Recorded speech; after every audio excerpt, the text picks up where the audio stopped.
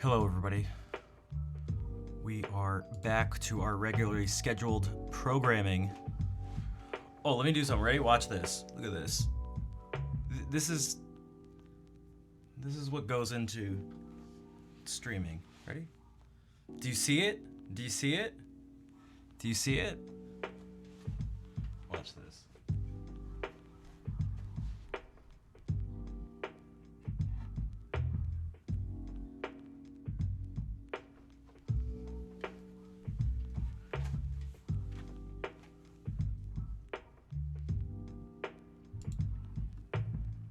It's called attention to detail.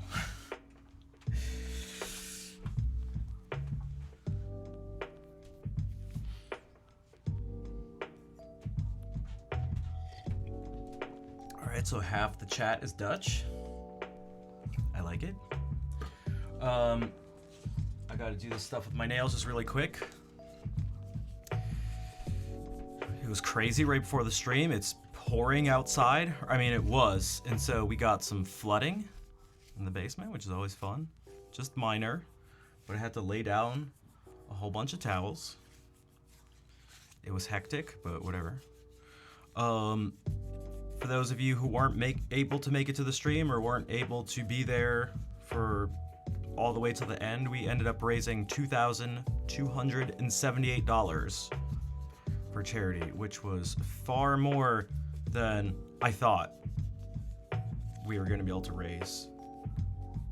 I was so nervous. I actually couldn't sleep the night before, and I messaged the people who were helping organize it. I messaged them from my bed on my phone to be like, is there some way we can change the goals and stuff? Like, I was just like, I'm thinking to myself, like, there's no way we're gonna reach any of these goals, but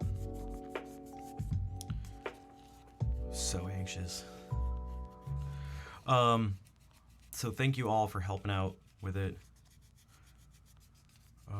We didn't end up doing the Ocarina of Time thing, but that's okay, because the stream was 8 hours without doing that. And so I had the idea to make it its own goal and its own stream or part of a stream. So we'll do that. Also, we did a Oh my god.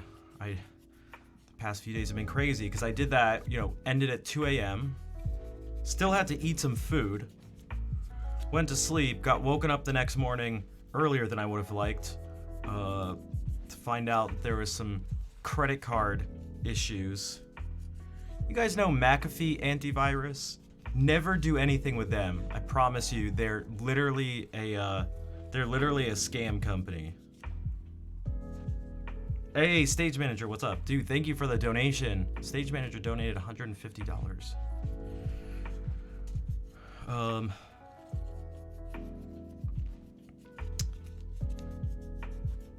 They've taken my,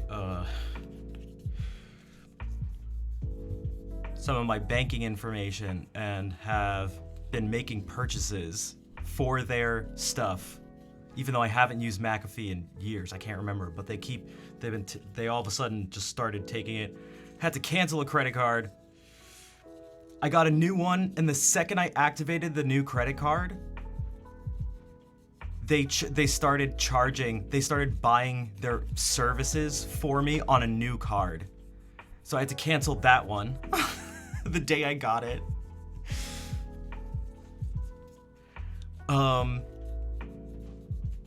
I don't know how they got it. Turns out there's contracts for cards. It's not just the card number and information. They can get new. So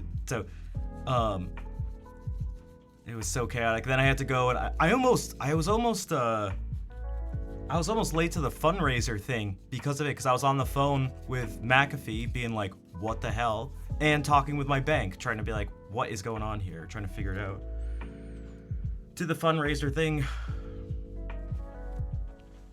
Went out afterwards and tried to catch up on some sleep today, but it's been a tiny bit crazy. Ned, hello. How are you doing? So.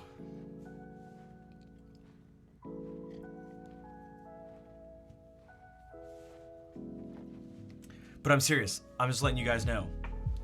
I mean, Windows and stuff, I feel like they have their own. You can just use that antivirus software that's built in. You don't need to pay. But just in case you were curious or wondering, this isn't even like big companies are bad. It's like literally this one company specifically I can speak for is actually, I feel like it's almost criminal. I don't know how it's, I don't know, it's really kind of messed up. Oh, I gotta move some. Exhausted? Gotcha. That makes two of us. Who else here is exhausted? Oh, Stage Manager. Sorry, I was doing my nails and stuff. Consider the founder? Yeah, exactly. Dude, it's so sketchy. We raised $2,278. But dude, they're based out of California. Like, they're subject to US laws. Dude, Ag, what's up? I did get a charge back, and then they charged me again later that day. And then they tried to charge me 4 more times the next day. On Friday. That's when I contacted my bank. Or no, that wasn't Friday. That was like a couple days before. So then the bank closed that card, gave me a new one. I just happened to have an extra one that I just hadn't used. They started that, and right when I had it activated over the phone, I got charged by McAfee later that day with a new credit card, well, a new debit card that I'd never used before. And so they're like, "Oh, we have to actually give you a whole new contract. Because if we keep giving you new cards, they automatically have the contract on file so they can access whatever new cards we give you." It's like, what?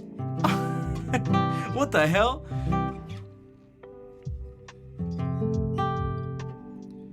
They're like, "We can keep the card open for now and we'll do it on Monday."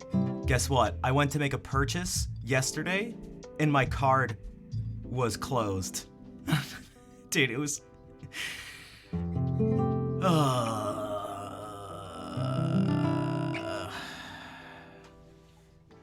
Look, I'm very patient and understanding even when things go wrong, but there's a certain point where I have to go, I can't always articulate and pinpoint what the exact line is.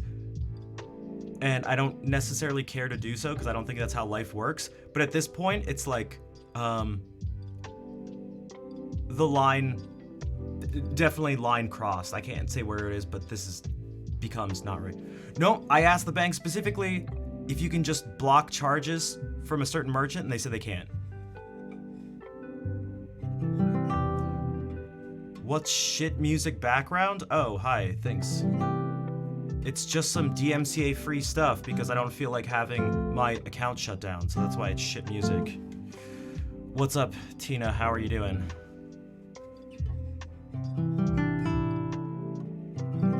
What music do you suggest?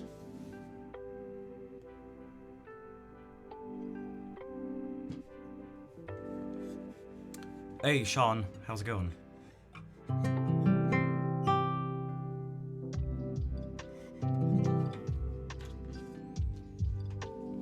How am I? A tiny bit out of it, but whatever. We're here. We're streaming. Where you could listen to some not shit music? Actually, I do. If you go to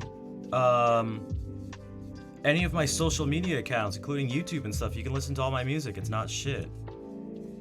You know, I was talking to someone yesterday. I was hanging out with someone, and we talked for a while about how people on the internet are incredibly, more often than in person, incredibly rude, inappropriate, and it's like, obviously it's the internet. I grew up in the 90s. I was around before the internet. Acoustic Alchemy is better shit music? Okay, that's still shit music. I don't know. Like, well, let's do this.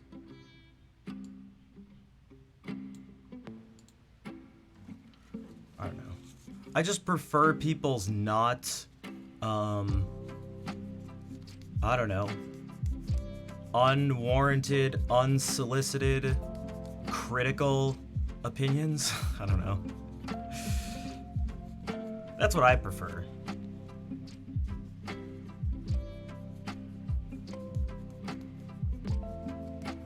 And what's crazy is that when you mention something like that, a person will like sort of take it personally, as if it's ridiculous for me for that to be my stance. Like, oh, that's absurd. What? You don't want to hear me? You don't want to hear me, trash you? What? Why would they? What, dude? What a jerk you are for not letting me be a jerk. C. Boss and Barry, thank you for the raid. Also, Peter the Modding Mod, hello, welcome in. How was the stream?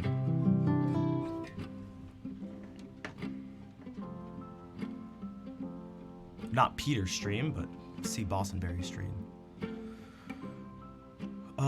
Good tunes and pizza. I have good tunes, ha ha ha, not playing right now, according to Spirigold. But there will be. There will be, if I do say so myself. Oh. 1 second.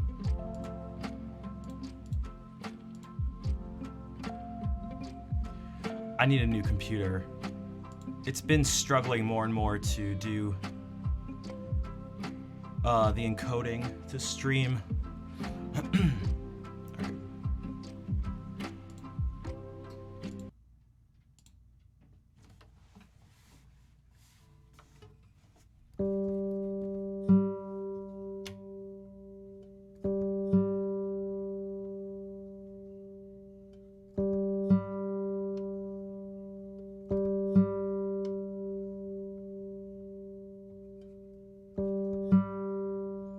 Should listen to Guitarist of Acoustic Alchemy and Flute Duets? Nah, that's shit music.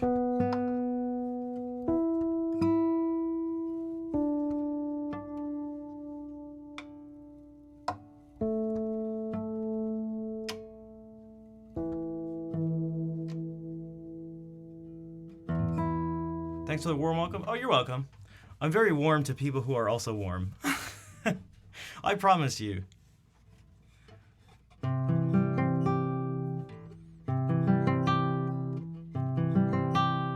Tina, it's not even advice. It's not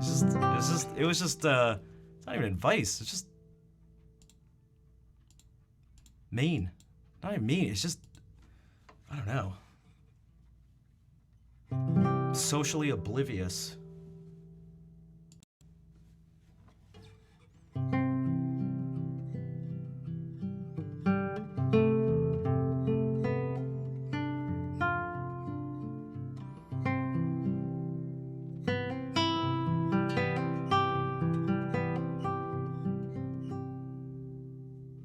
Well, tell me, oh, I mean, but I don't care. Well, that's true, but it was just, whatever, it's not a big deal. People are dumb.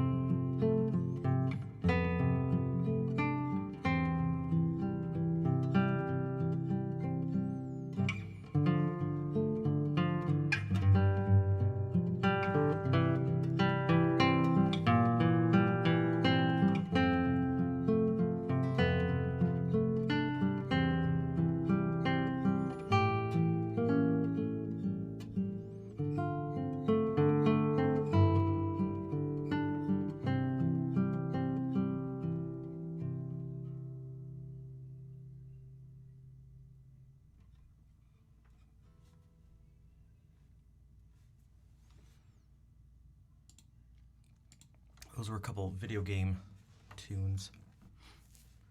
What's up, Ravioli? How are you doing today? Lemur, thanks for the claps. What's up? All right, I need to do this to get this off my mind. Spirit Gold, do you have a positive thing to say about anything relating to the stream or anybody here? Does anything positive to say?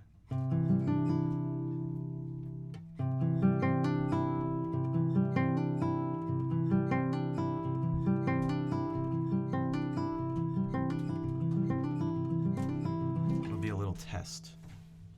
Can you say something nice?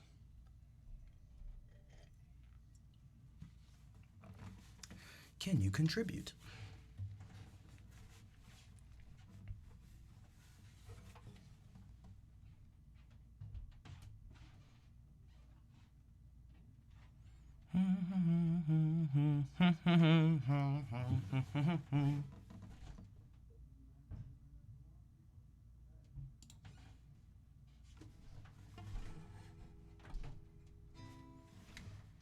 You're speechless? All right. Then we don't need you. Test failed. Suspicions confirmed.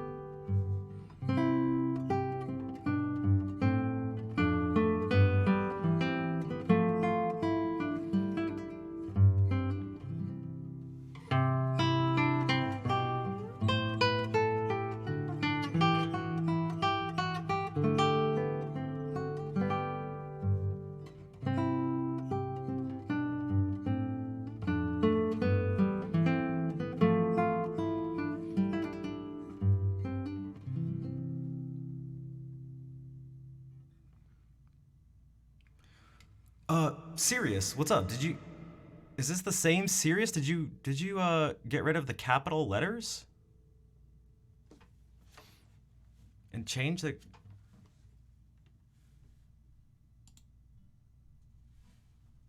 Or is this a different wait, do we have two Siriuses?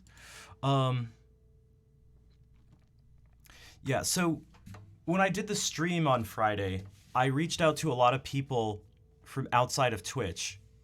And a lot of the people were hesitant for multiple reasons. Some people were like, I don't want to make an account. People were really, you haven't been here for a long time. Okay, so there's just two Sirius and then a number after. Okay. I was like, but welcome back, Sirius. How are you doing? Some people just weren't familiar with Twitch at all. Some people were and had really bad impressions of what the platform is like. And, well, I don't blame them. I think Twitch hasn't done a good job of, well, it's not very good in terms of public relations, you could say. But one of the things I mentioned to someone, they were like, they were younger, they're around my age or something like that, and they were like, oh, you're gonna stream on Twitch to do this charity thing, but isn't it just gonna be like a bunch of toxic gamers and stuff? And I was like, no, because over the past nearly 6 years of streaming, I've actively fought against that. Because if you don't do anything, that is pretty much what happens, right? Like, just toxicity is the normal way of things. So this is, you know, especially if someone's watching right now who was like, why did that person get banned? Because that's what needs to happen. If you want to have a place where it doesn't devolve into just like a cesspool of just horribleness, you need to, well, you need to ban lots of people. It's just what you need to do. And so if a person can't say, has literally, in their own words, has nothing good to say, then, and literally only bad things to say, it's like, you're out of here.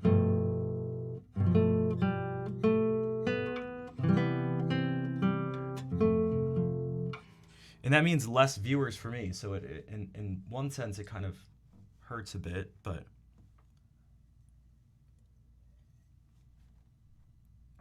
I really don't miss the gamer toxicity. Yeah, it's horrendous.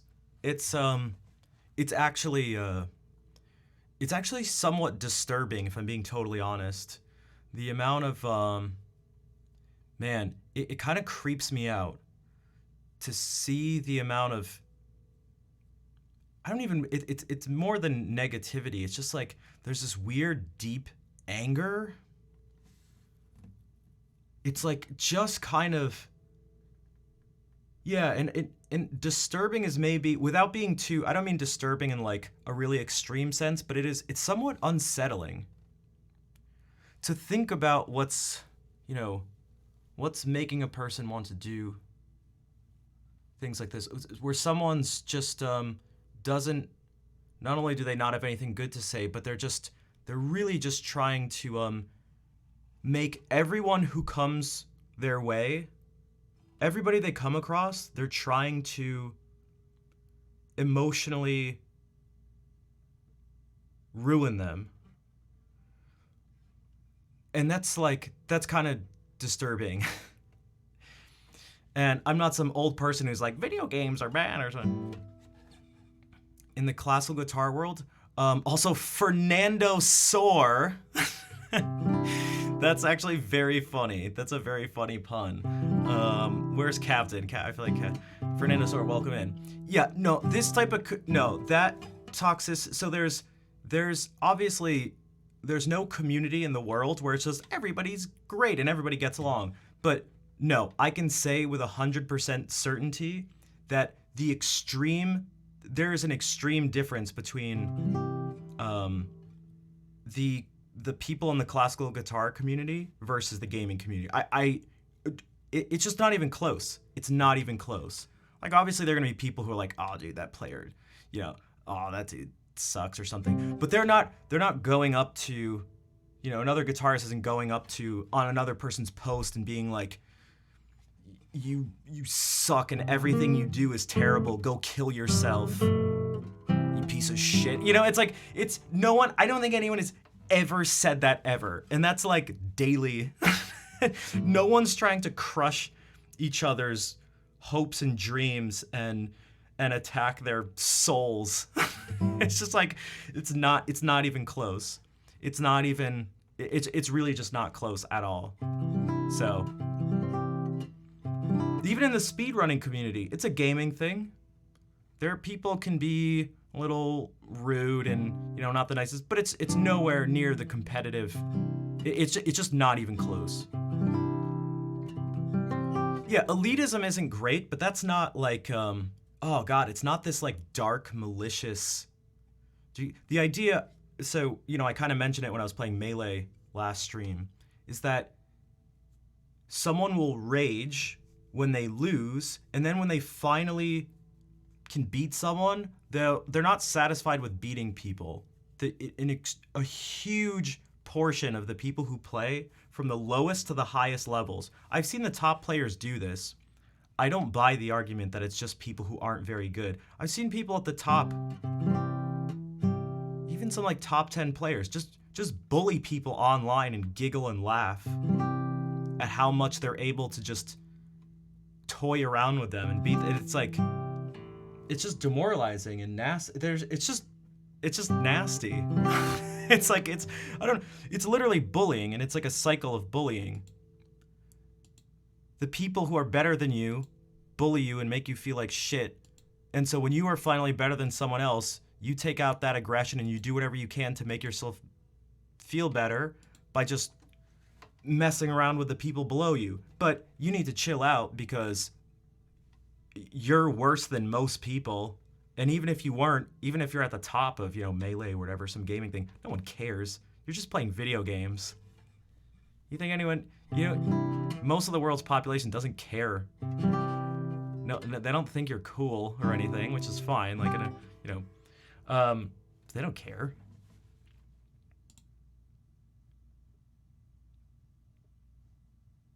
You're not a better human because you're good at Melee, But gamer, yeah. There's no need for ego anywhere, really. Because it's the same thing. It's like, because who doesn't care about, the top Melee players? I don't know. Executives at huge companies, And the players don't care about them. They don't care about each other. And that's fine, because they're in different worlds. But those people, and it doesn't matter who you are in life, there's going to be a huge group of people that, rightfully so, just don't care sort of like about your achievements. You're not elevated as a human because you've achieved this thing. It's like, I mean, maybe in a certain sense you're special in terms of some skills or like achievements. But you're not like deeply a better human. Like I don't cares.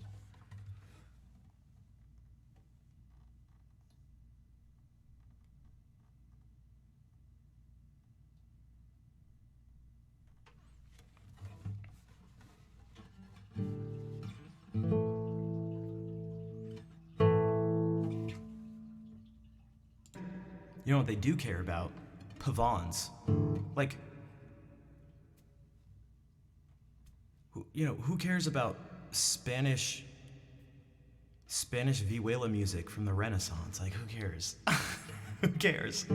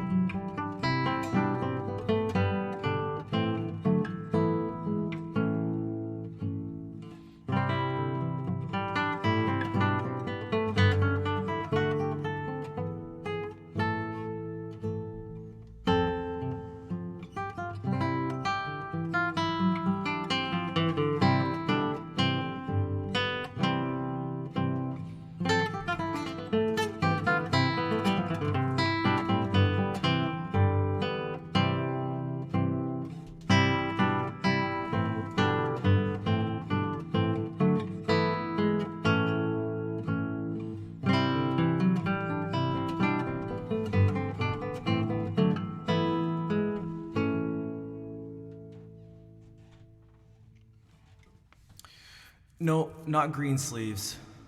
From roughly the same time period, though. But Greensleeves is English, and this was Spanish.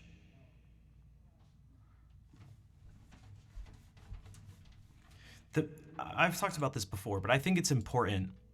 I see it everywhere in my life, and I really think, who am I to say this? But I don't know. I'm a person, so. And maybe some of you already sort of put this into practice, maybe? At least attempt to? I mean, I at least attempt to. I try to remind myself of this as much as possible. Whenever you think your thing is better than someone else's, you're basically wrong. You're just wrong.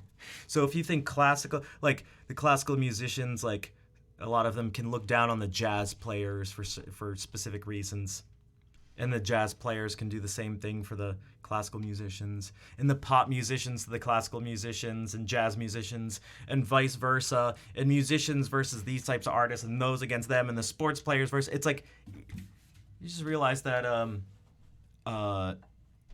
people do their own things, and you're not better because you picked your thing that you like.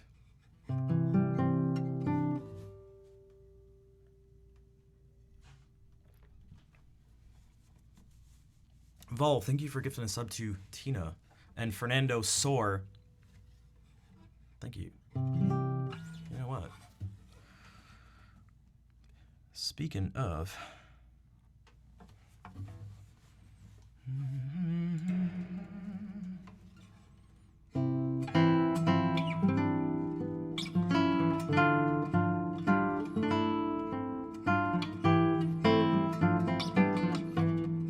How does this go in?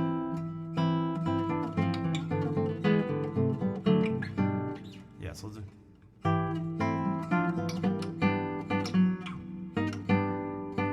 Should I memorize or just read it?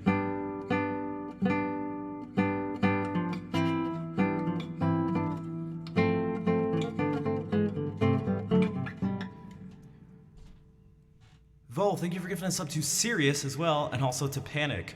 But that's just what people generally like to do. No, that's what I mean. That's what I'm saying. It happens everywhere in life. And if you can, what's crazy? Have you ever looked at a person who does something crazy? Not actually crazy, but maybe, how about this? You're at breakfast, hanging out with a person, they're a friend of yours, but it's the first time you've gotten breakfast with this person. And you get your food. You get your food, and you both get like the basic breakfast thing where it's like eggs, bacon, toast, home fries, or. And the person with the person across from you or whatever, someone else who's at the table, just without hesitation, takes ketchup and just dumps it all over their eggs, their hash browns, just like pours ketchup on everything. Now, if you're like me, your instant reaction before thinking is, what the, what the, oh, ugh. But that person, and then I'm like, oh, what the heck? As I take hot sauce and put it on a bunch of stuff. And there's someone who looks at me take the hot sauce and pour it and goes, oh! As they go and they eat their eggs plain. And the person looks at this and is like, oh, there's nothing on it. It's so plain. As they put like a bunch of salt and pepper on it. And we're all looking going like, just salt and pepper. It's like, it's so difficult. It's so difficult to not, like, we react. Also, Vol, thank you for gifting 2 more subs, one to Sean and one to Fernando Soar. Team Tabasco all the way. Team Hot Sauce all the way. One of my uncles, he puts hot sauce on everything. Just anything that a hot sauce could basically go on. Anything that's not cereal, he'll put hot sauce on. I do like salt and pepper on my eggs. That's what I do. And some hot sauce. I put that stuff. PRB, what's up? How are you doing? What do you like? How do you like your eggs?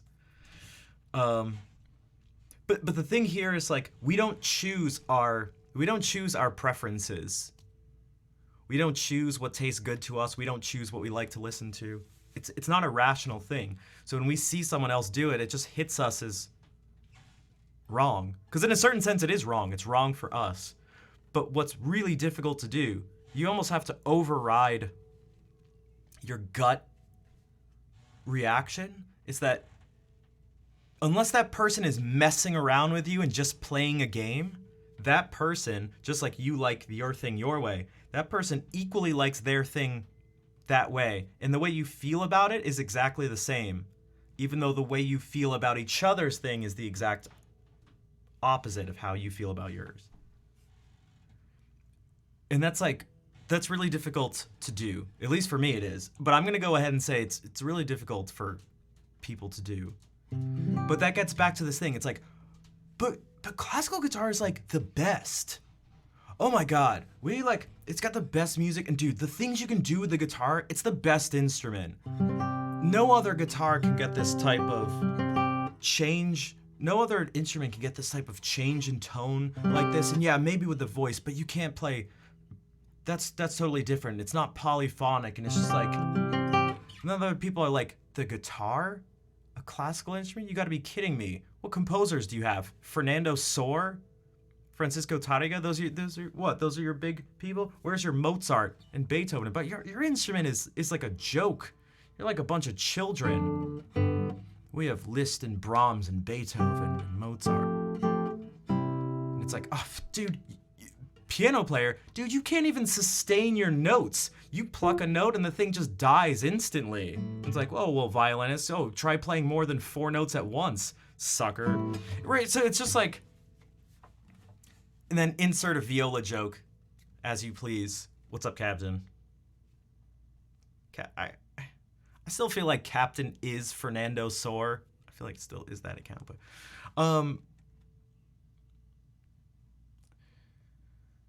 so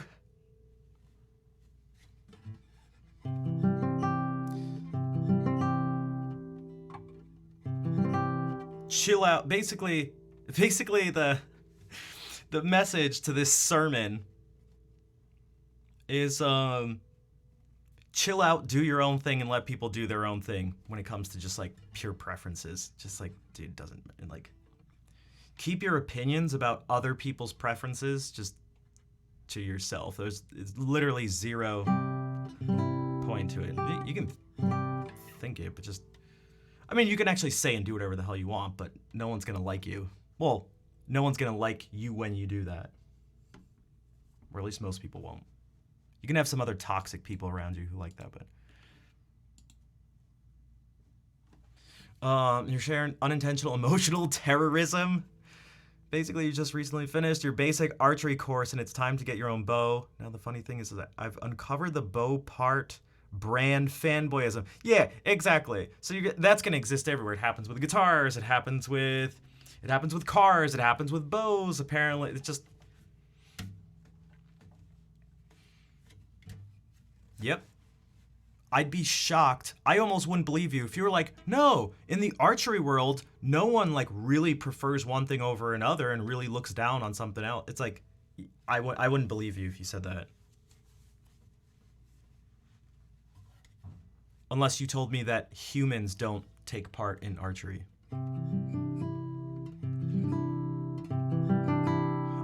Soli, thank you for the raid. Thank you for the raid. What's up? I haven't seen you around in a while because you're... T'es française? Oui? Joe Panda, ça fait des pancakes. Hello. Let's play something... Should we do the usual play something French? Okay, let me play guitar in French. Hello, bonjour, Flul. Welcome in, everybody. Tristabal.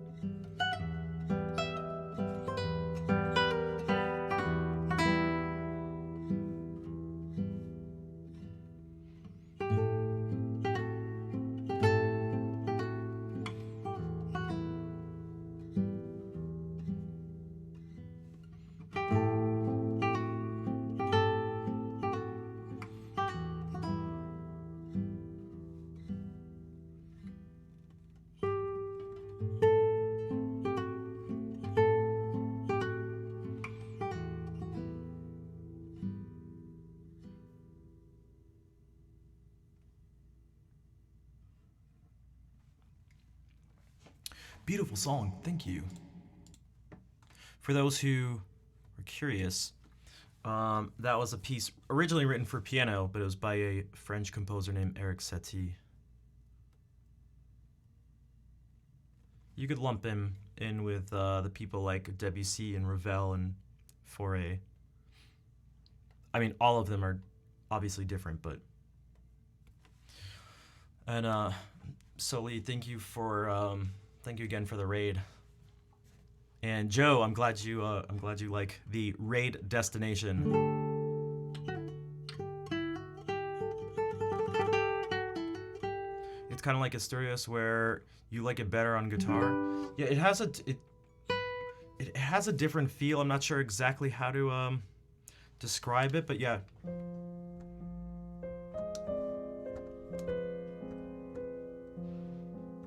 There's something. I do like them both, but there's something the guitar. Well, it does its own thing. It's hard to say. It does its own thing with it. The name of the song is so he wrote 3 Gymnopédies and 6 Nausiennes, and so it's the first Nausienne. More melancholy, because everything's more melancholy on the guitar. And then as you amp up, or as you amp up the energy, it goes from melancholy to like I don't know what the motion is for just.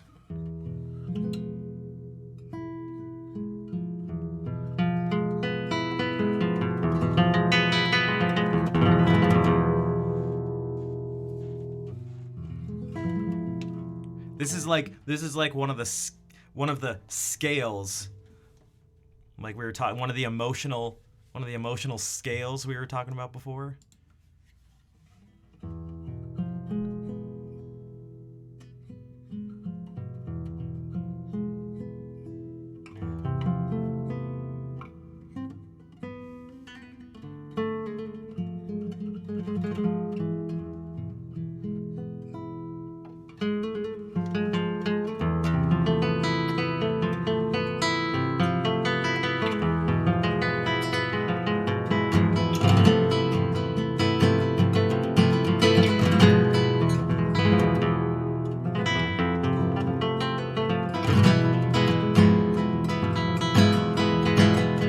It just goes from like whatever you want to call this to whatever you want to call this. It's like. Were there any French composers that wrote for guitar primarily? I'm trying to. Oh, geez, for guitar. Well, I guess technically,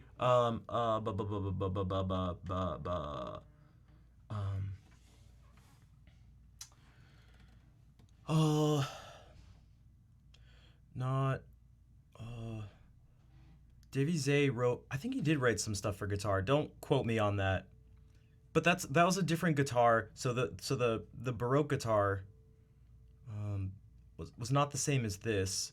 I'm trying to think of bigger name or big name French composers who like their main thing is guitar. I mean, in a certain sense, Roland Diens was, a contemporary guitarist and musician. He only passed away like a few years ago. So, I mean, he was just a guitarist. Just total guitarist. But yeah, I'm trying to think of like the most like famous composers just didn't write for the guitar at all. That's part of like the little joke I was making earlier, where the pianist in this example is trashing on the guitarist. They're not saying anything that's untrue. They're just being a jerk. They're just being a jerk. Being like, your composers are just second class to ours. At least in terms of scale of what was written and popularity, for sure. I mean, it's just not even, it's really, it shouldn't be a judgment call, but it's true. You could measure it in lots of ways. You could be like, how many people know who Mozart is? Okay. How many people know who Francisco Tarrega is? It's just not even close. But you don't need to try to argue that to argue for the validity of your instrument or whatever craft it is you choose to do, or whatever you choose to do with your life. That's the thing. People we're back to pouring ketchup. Exactly. That's the thing. That's what I'm trying to get at is let the person do the thing, and also you yourself, you don't need to justify dumping ketchup on your eggs. If you like it, keep putting the ketchup on the eggs. Put it all, I don't care what you do. It's disgusting objectively, but no, it's ketchup on your hot dog? Yep. I totally don't put ketchup on my hot dogs. Just kidding, I do. And it's objectively good. Why? Because it tastes good to me. So if you don't agree, you're wrong. Everything, that's another thing. Just some words of wisdom. Just remember, I've thought a lot about this, but basically what I've realized in life is everything I think and feel is correct. And if you agree with that, you're also correct. And anywhere you disagree, you're wrong. It serves me well in life. It's true. It's a deeply profound thing I've stumbled upon. Incredibly wise insight into humanity. But it's weird. I wonder how people decided what was right and wrong before I was alive. I don't know what they would have done. Considering I'm the benchmark for what's good and bad. All right, continuing right along.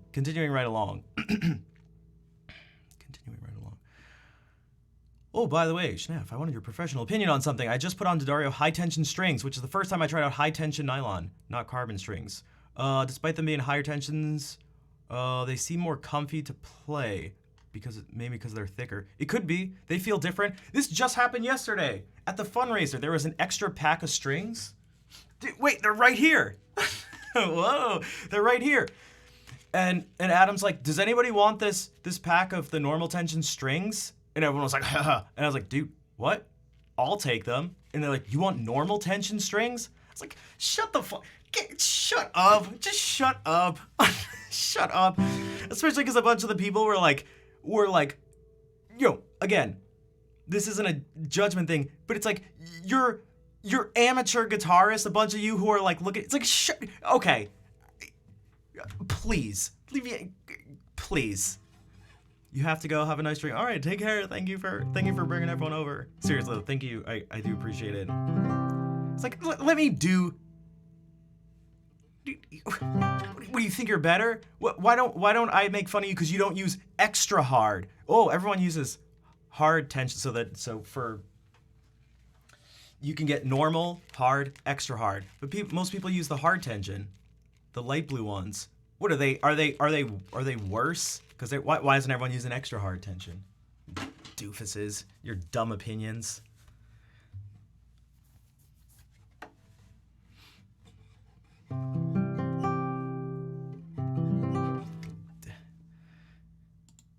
Again, just another example of why my opinions are correct and everyone else's are wrong. Someone's definitely sitting here like, oh my god, that's a ridiculous thing to think. I don't know why he thinks only his opinions are right. That's incredibly foolish.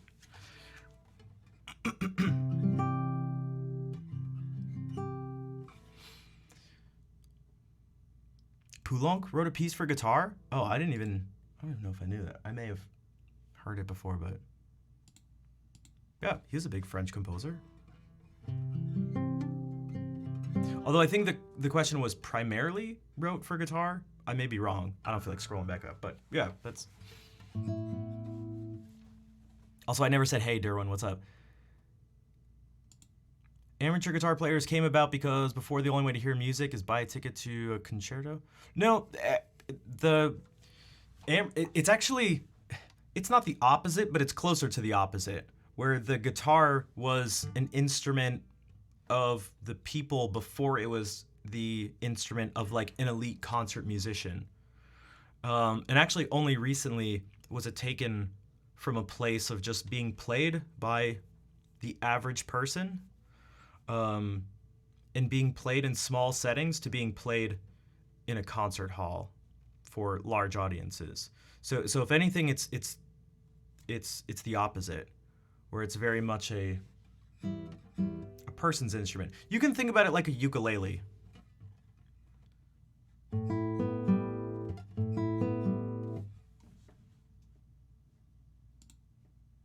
In that sense, it's like a ukulele. All right. Estudio uno.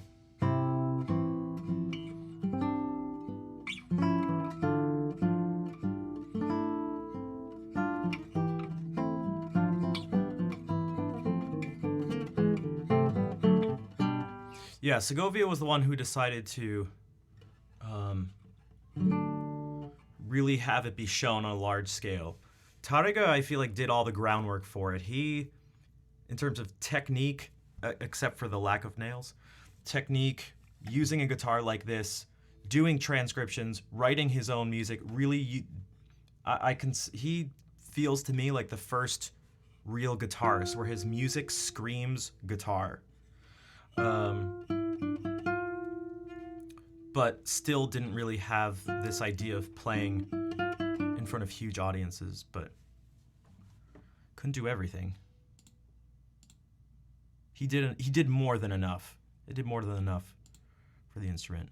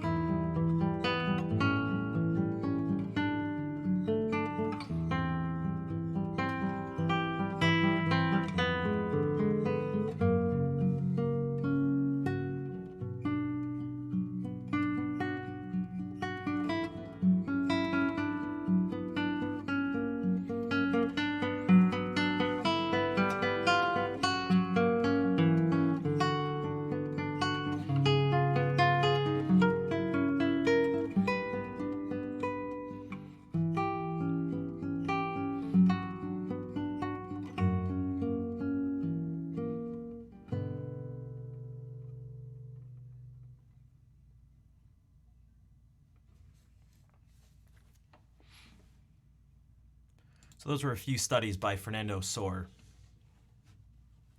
Fernando Sor. My favorite dinosaur.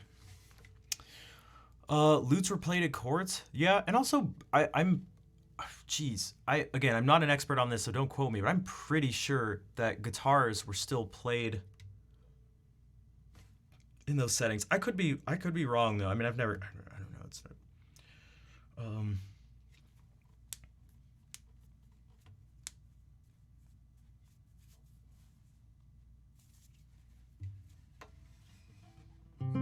Baroque guitar. That's what I mean. It's like I don't,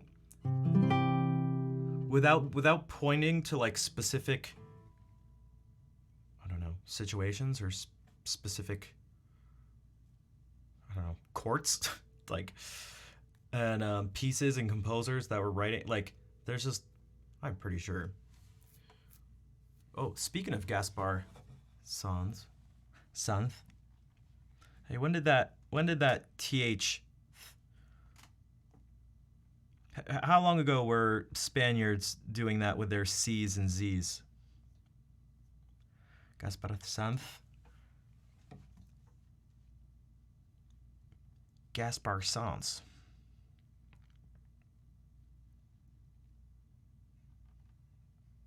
So I always play those pavans by Luis Milan, who's Spanish, but he was from the Renaissance and was writing for the vihuela. Not the guitar just didn't exist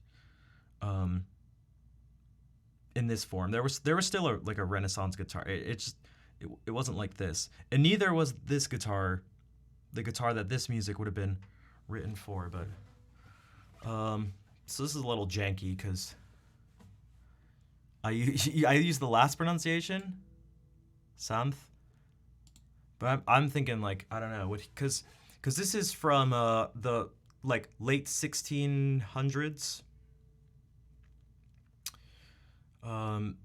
So were they still, would it be Gaspar Sanz?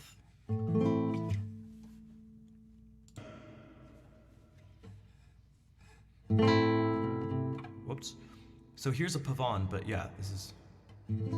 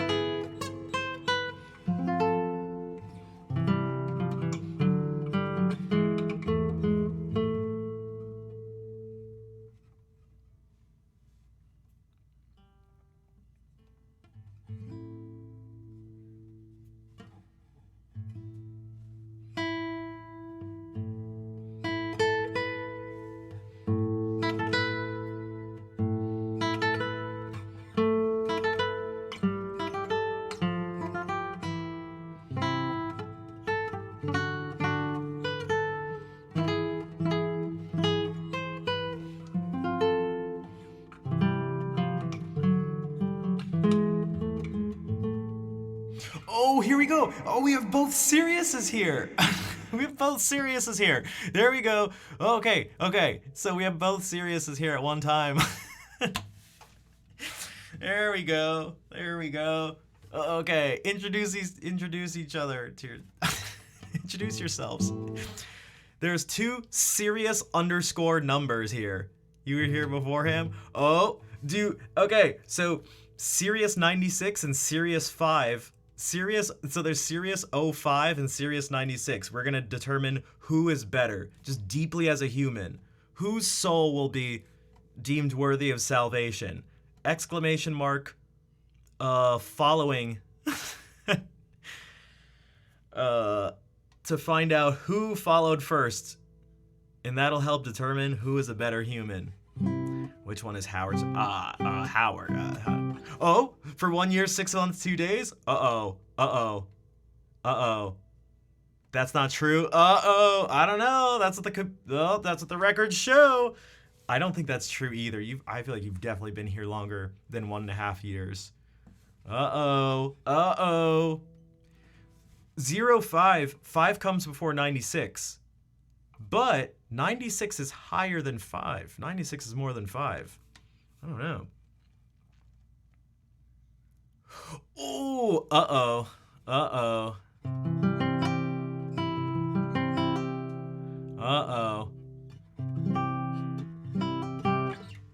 That's okay, because I was actually, I was following Staff first, Robin. I was following Staff first. All right. It's my Howard Stern impression, by the way. I was actually the first classical guitarist on Twitch. Robin. You're a better guitarist, better looking. Okay. Oh, I think the other Sirius is lurking right now. They just put something in chat right before I played that piece, so it's only been a couple of minutes.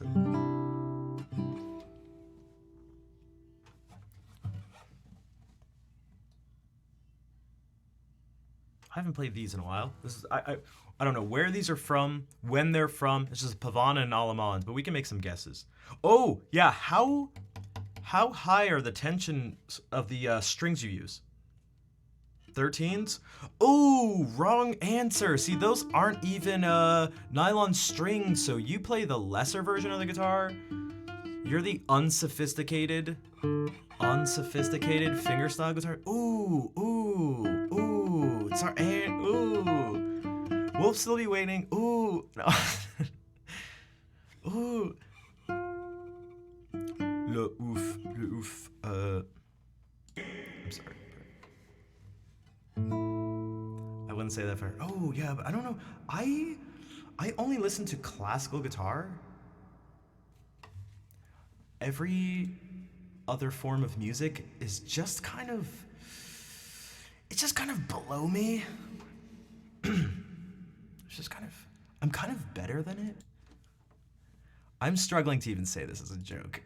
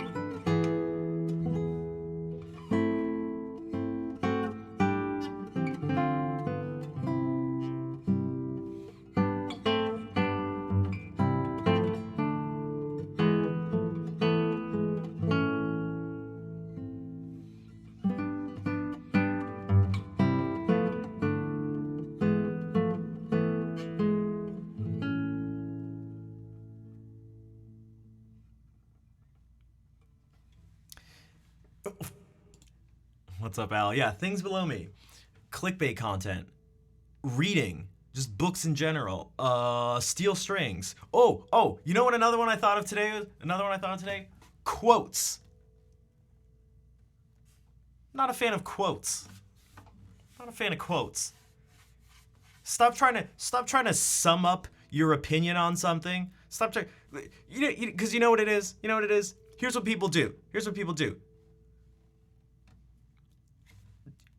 discussion is happening. Discussion is happening. Here comes me. Oh, look at me. I have a quote from someone. I just picked out this quote. You use other people's words, use like one sentence that some other person said 100 years ago to just all of a sudden just mic drop and just put an end to the conversation. Get out of here.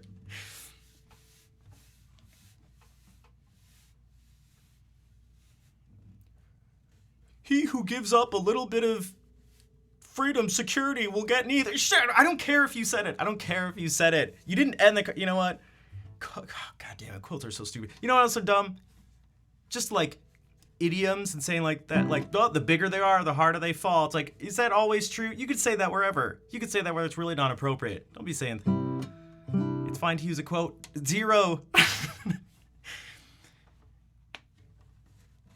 Captain, who said that quote you just used? Oh my god.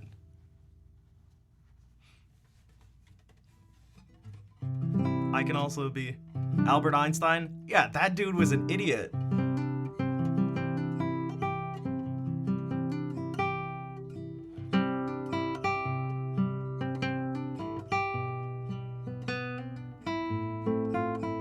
His hair was pretty big. His hair was bigger than mine. The bigger they are, the harder they fall. Oh, whoops, better than Einstein. Boom, mic drop, done, proven, logic, done. Wrecked. You won't believe what this streamer said about Einstein. Albert who?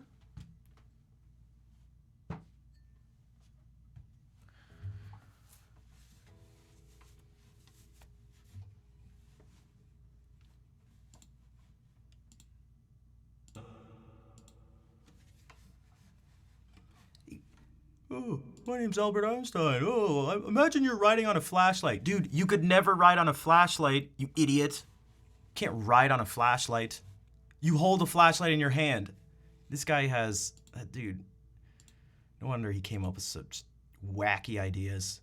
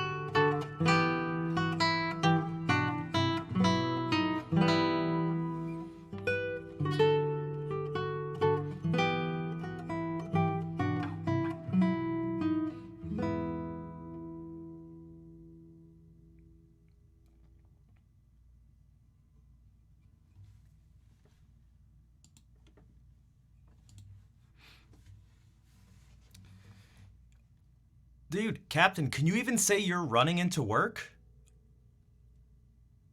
Who's to say that your work isn't running to you? Was that a Galliard? That was an Allemande, just by an anonymous composer. I get the feeling that this stuff is Italian, both of these, but I can't say for sure. It's always felt like it's always felt like Italian Renaissance music.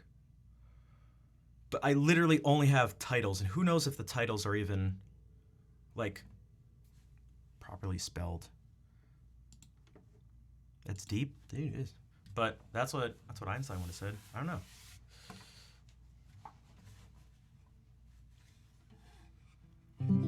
It doesn't even have lyrics. Yeah, but can't you tell? It had an Italian accent.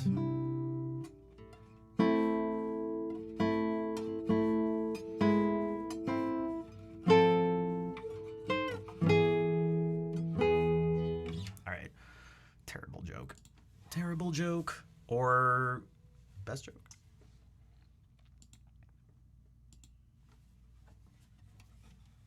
Bedtime. All right, take care, Tanya. Thank you for being here. Pieces for classical guitar. The Baroque era. Test your relative pitch. You reckon I do well? I would do well. I test my relative pitch. Ready? Watch. C. That's not even really relative pitch. I didn't compare that to anything, so. F sharp. I don't know.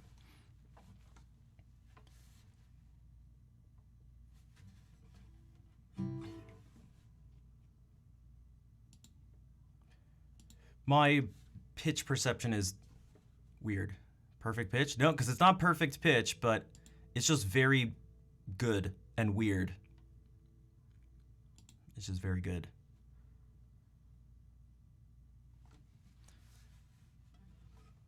No, you can't develop perfect pitch. Not past a certain age.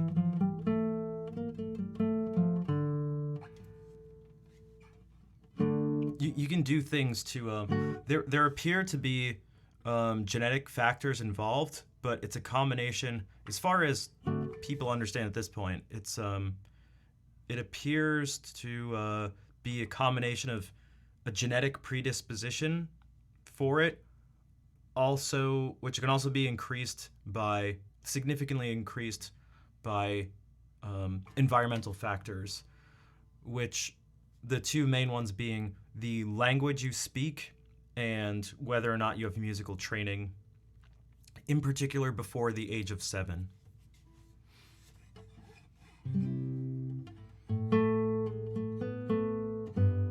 What's up, Koala? You can develop, again, before the age of 7, there appears to be a significant drop-off where if you started your formal training after the age of 7, there's a significant drop-off in the percentage of people who have perfect pitch. So.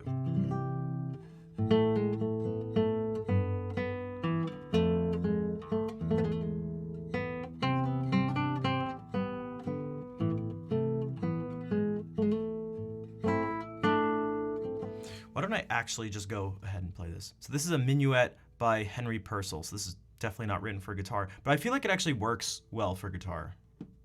I don't think this was written for guitar.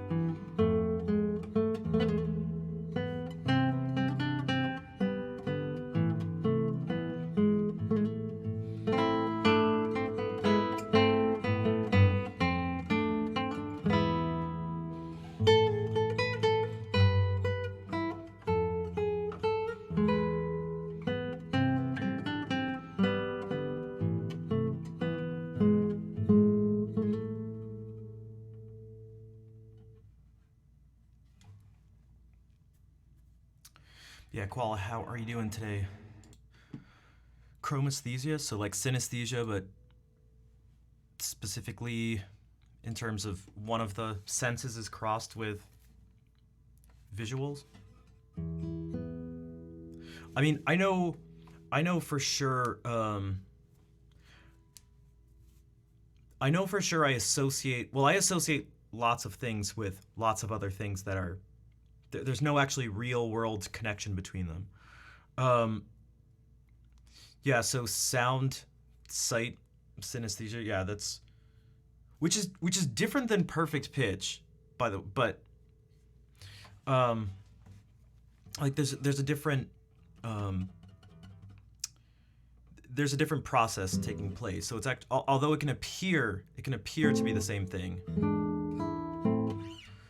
because these differences are actually there's actually something taking place in the brain that's fundamentally different. So see again when I so that may be something about that may be connected to um, a different process than if I think I did before I sang F sharp. It will be C, F sharp. That's using the relationship, that's comparing two things. Whereas plucking that one is seemingly out of thin air is not doing that. People with perfect pitch hear microtone. So here's something that's important, is that there isn't as clear of a line as people think, meaning perfect pitch isn't just one thing. So people have, and it needs to be like worked on, and it also changes as some people, it changes in lots of ways as they get older. Some people, the strength of it starts to go away until it doesn't work anymore. Some people, they have to sort of use it actively more as they get older. Some people, the pitches that they hear start to change, and it always goes down. Lola, thank you for the 100 bits. How are you doing? But a person still needs to train certain things and train to use it in different ways. So you would need to, even things taking place so people have perfect pitch. If you test a bunch of them, they tend to do best in terms of identifying notes on the instrument they play, and the speed of their reaction to identifying, and also the accuracy decreases when they're tested using a sine wave, just a pure tone. Time of day, yeah, if someone's tired, that's what Galia mentioned for those who were there when we went to Pasagalia's stream. She was like, she felt like she like almost when we rated her because she had COVID and was tired, she said she had to like default to relative pitch, and it seems to, the automatic nature of it seems to disappear. So it's it's different for everyone. This stuff is so strange. It's so not as clear as one might think. But also there's some people who have perfect pitch who can identify one note and who can do it really quickly, but maybe two as well. But as you start to get to more, it becomes difficult. And then there's some people who can pick out, if I go, they almost instantly know all the notes, and other people with perfect pitch are like, dude, that just sounds like a bunch of notes. So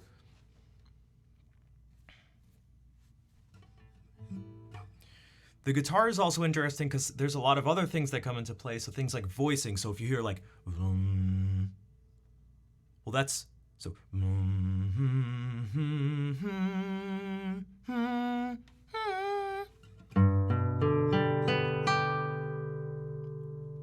So how did I do that?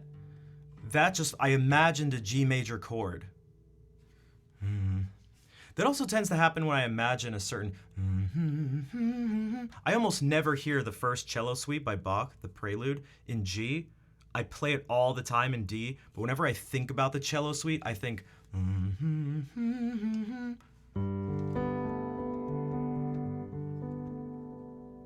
There's something, I don't know, incredibly warm about it. But if you hear this, you're going to hear the voicing whether you know it or not. So sometimes if you were to hear this, and you're used to hearing guitar music and you play guitar, you may mistake that for a G major chord, just based on the fact that that's one of the typical open position G major chord voicing. Same thing with like this. If you were to go like, oh, you may be like, oh, D major. Or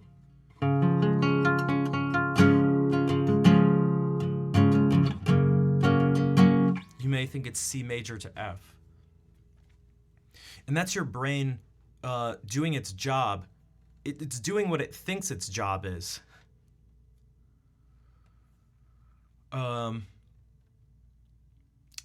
Which is something that's very... Okay. Here, the brain is very weird. Okay. Wow, what a great statement, Rafi. Also, did I get the microphone back? No, it's in the process of being shipped. I checked the tracking on the package. It'll be here on Thursday. So for Friday's stream, it'll be back.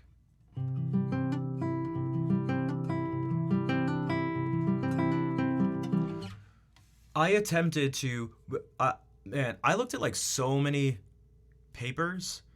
I was fascinated with pitch perception for a while. I still am, but you can only look into it so much before it's like, I don't know, you lose interest, at least for me. And I took everything I understood at the time about pitch perception and humans and how we learn things. And what I tried to do was, I tried to do the impossible. I didn't do the impossible because it's impossible. I went, okay, here's what I know about what is technically considered absolute pitch and what I know about how humans learn. So one of the things is, I mean, obviously repetition, but if you want to learn something better, you should connect it to a physical act, to some sort of movement. And so what I tried to do was I found a website that would randomly generate pitches. And what I tried to do was have this thing randomly generate pitches and act without thought. And I specifically wanted to move the mouse to click it. So that would be the physical action, and also sing the note as I said it. So it'd just be like D, D, E, D, E, C, D, D, E, C, E, D, D, D.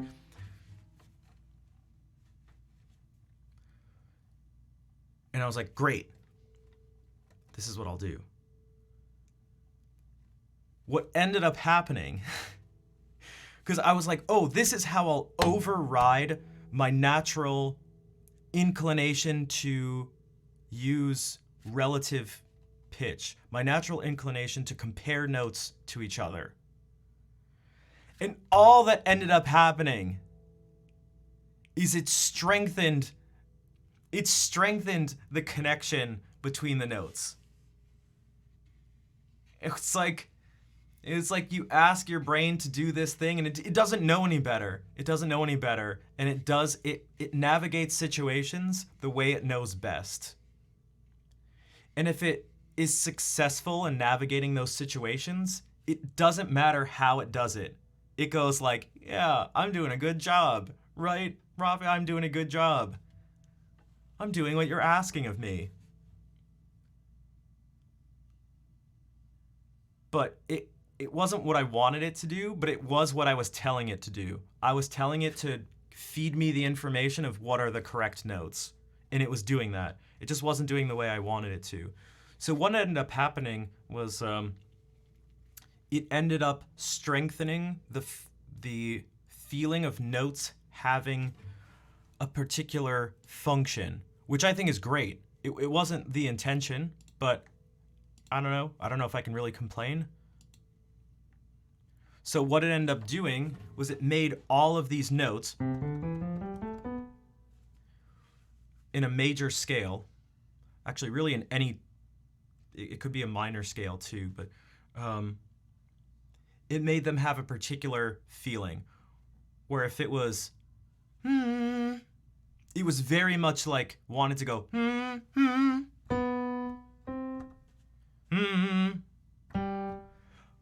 it wanted to go bum, bum, and like really heavily, the one that most heavily wanted to just drop down to the tonic. This one wanted to go up to the tonic. Wanted to fall down to this scale degree. This one felt like it wanted to start somewhere new. This was almost like the most distant one, the 4th scale degree. This was like starting its own new thing. Now depending, this one, that wanted to fall down. This one was the strangest. This 3rd scale degree was, and still is very unique, and is like so context dependent. Everything is context dependent, but this one in particular was very weird. It didn't seem to, where it wanted to go seemed to be most strongly related to what came before it. So if it was, it wants to go up to F, or if it was, it wanted to go up to G, and if I went, it wanted to drop down to D and keep going down. It was just completely tied to whatever came before it. It was the most context dependent scale degree for me. And then C is just, C, it's once you hit this, it's done. And that covers everything. That's it. I mean, that's just it. That's it. And in a tonal system where you use diatonic chords, so don't really worry about that, but that's like essentially going.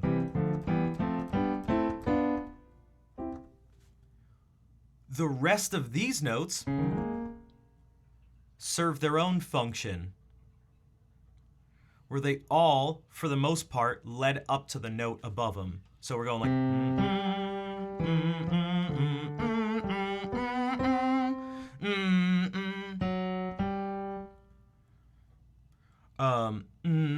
although this actually, the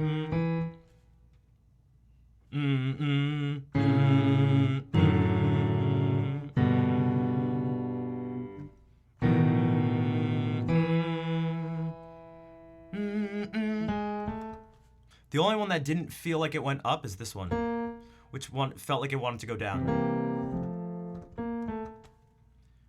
And that's what my brain decided to do to fill in the 12 notes. I told it to tell me what the pitches were.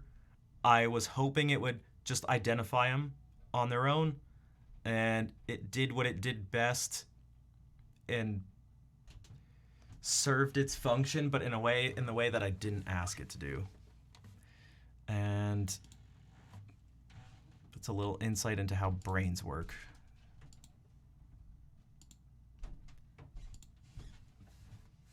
And how pitch perception is strange.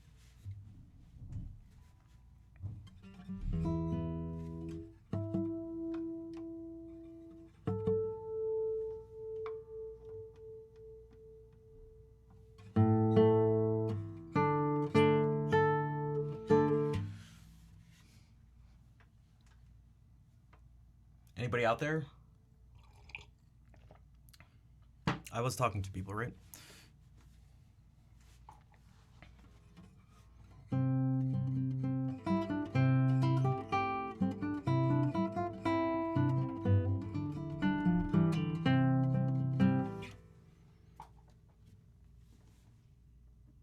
The stream is going, right? Can I get a sign of life, please? Oh, okay. All right, so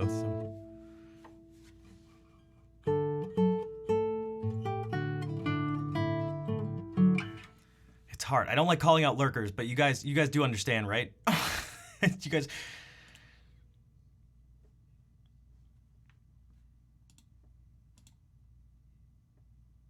You do understand.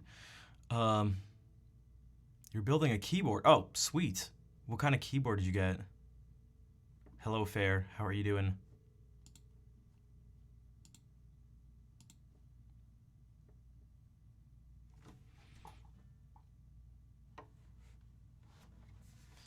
Any Keycrons?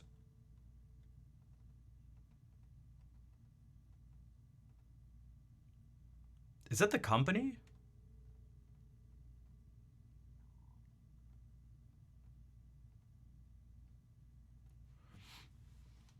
Like, do they make like the case and the PCB and stuff?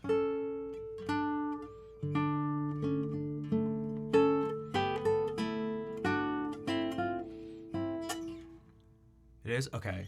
I feel like I've heard that name. I haven't been looking into the keyboard stuff in a while, but... Snaf lurking is objectively superior. That's the thing. It's like I've always been torn on this, but you guys do understand, right? If I talk and like don't see anything for 5 minutes and then it's like very, very strange feeling. Gundam cockpit inspired board. Wait, what makes it how does it end up tying into a Gundam cockpit?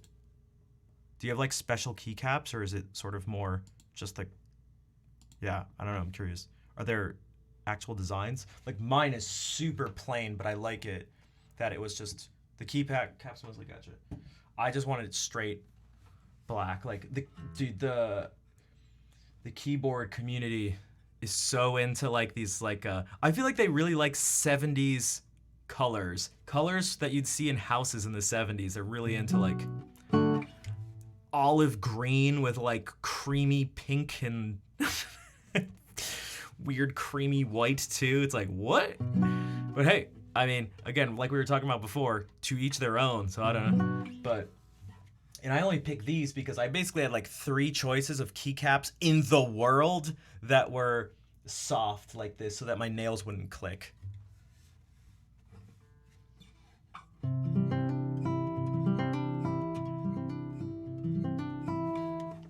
But I was like, I want it black. I seem to be in the minority. I was like, oh man, I want it black. Yeah.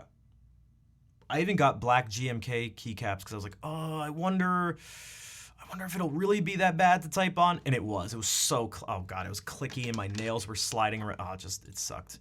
But it ruined the sound, the feel. It just ruined everything.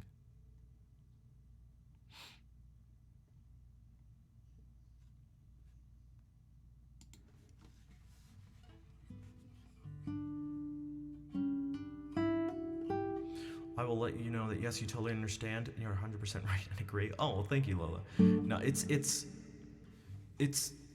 difficult. Like, obviously, I want the chat to be really active, like really, really active. Okay, that can be a stretch.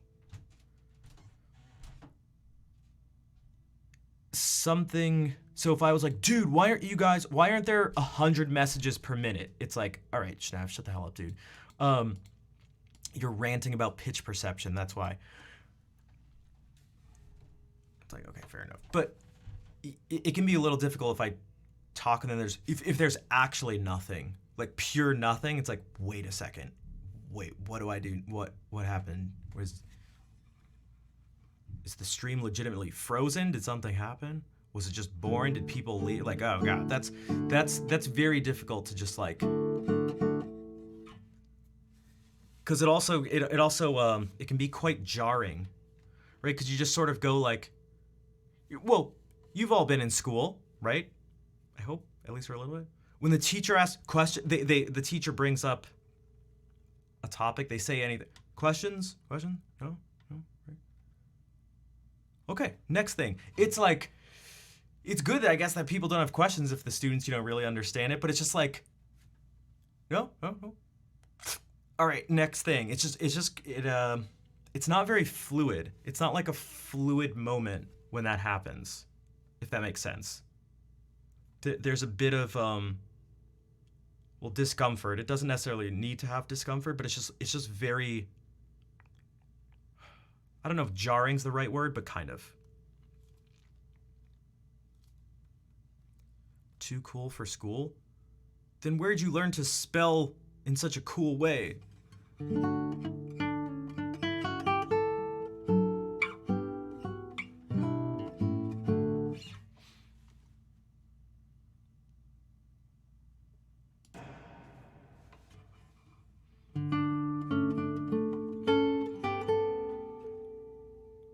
Okay, yeah, it's in G minor, but you're right. No, it's weird.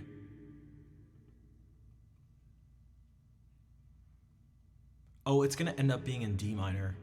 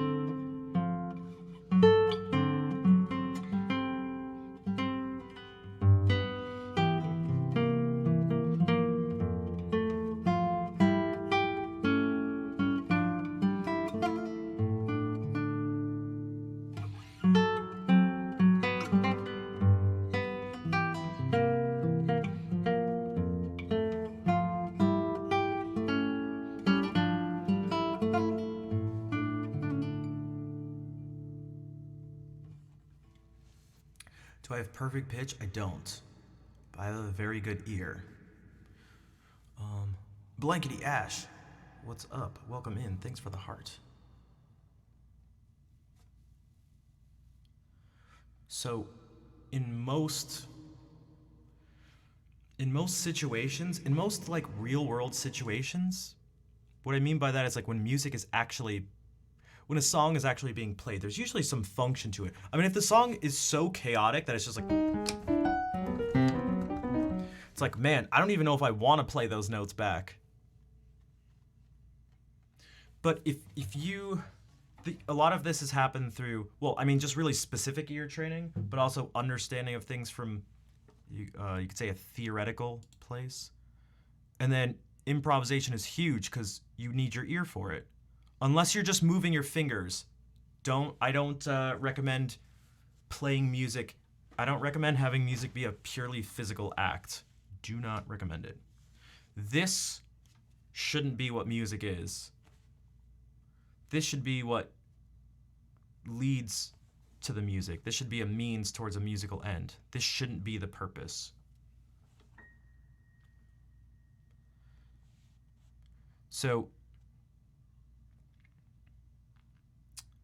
if we do this, so you could go like, although, see,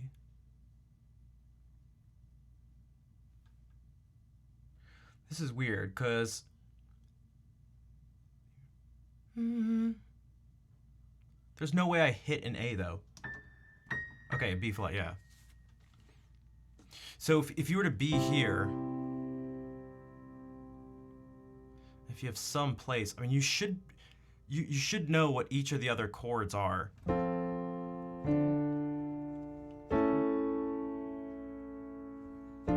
And be able to find some sort of function. So even if it's something like, well, you're not in C major anymore, and you just go,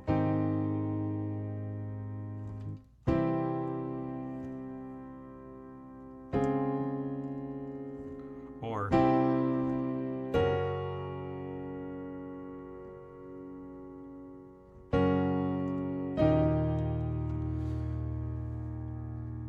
you should be able to, through practice, you should be able to pretty quickly and hopefully eventually immediately with a really high accuracy be able to identify those things. Larkin doing some Rebikov. Let us know how it goes. So it's Keysight.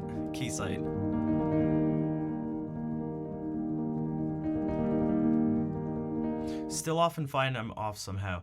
Yeah, that can happen for, I mean, because so what we're talking about partway is that there's an idea of pitch like memory, and it's why people who clearly don't have perfect pitch can oftentimes sing things in the correct key without hearing the song, and or identify if a song has been, the pitch has been changed so that it's not at the original pitch the recording was at. People can tell too.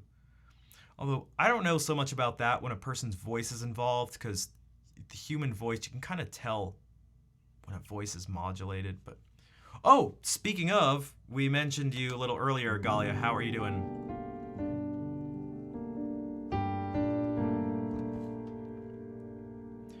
We were talking about pitch perception earlier because someone asked if I had perfect pitch. Only good things? They're definitely good things. Well, I guess they actually weren't good or bad. It was just sort of neutral.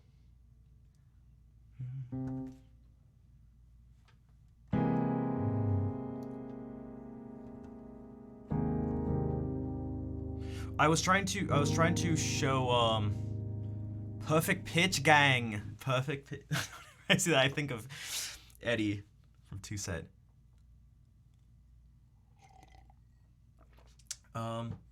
I was trying to explain the ways in which human perception, in this case of pitch, although sound in general comes into play, is not as straightforward as one may think. It's just there is definitely a line. The line's easier to see if you're to do like an fMRI of a person while you're asking them to listen to music or do these ear training tests or tasks, I should say. But in terms of it starts to become quite blurry when you don't have access to actually looking at blood flow in the brain. But you should be able to, I mean, man, almost anyone can learn to do the stuff that I do. Like, it just...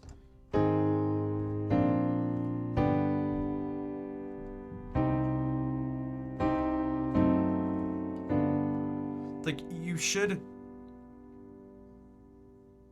can just learn. And I promise you can all learn. Like, I do this with my nephew who's really young, and I had him do this stuff before he even had the chance to learn, to get the idea in his head that it should be hard or impossible.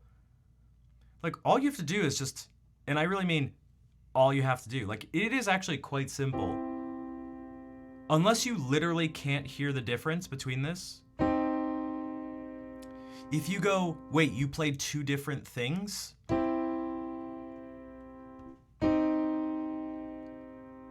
It's just a matter of repetition. It's a matter of identifying which is which, using the standards of naming things in your language, whatever language you're going to use, and then repeating it.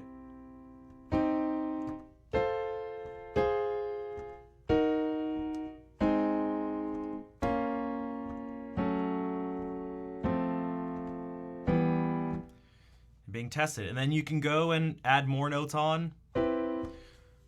Like, my nephew at this point can identify major, minor, diminished triads. I mean, he'll struggle between diminished triads versus fully diminished chords because they just kind of sound the same. Augmented triads, dominant seventh chords, major seventh, minor seventh, and his favorite, which is dominant seventh sus4, just because he found that on some website.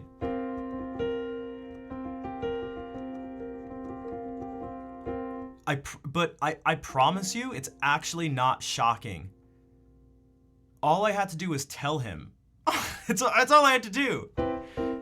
How many of you, because here's the thing, if any of you are like, what? I could never do that. How many of you have tried to do that?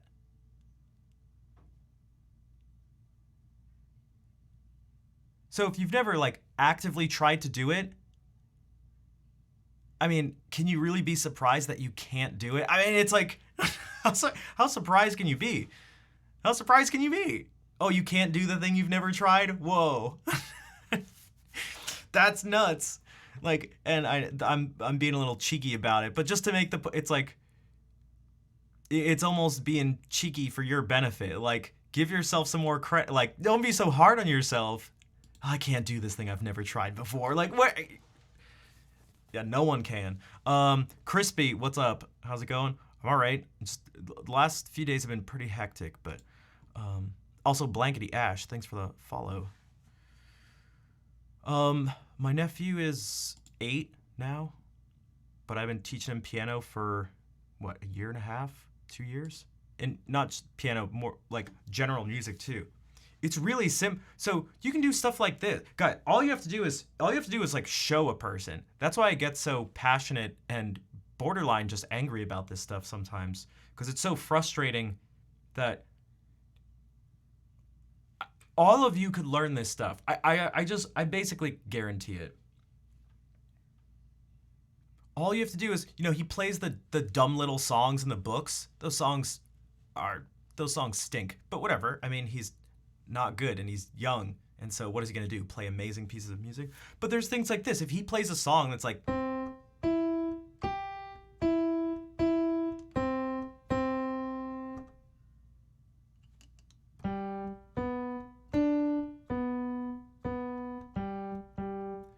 you can play that. All you need to do is ask him, just go like, hey, what are those notes?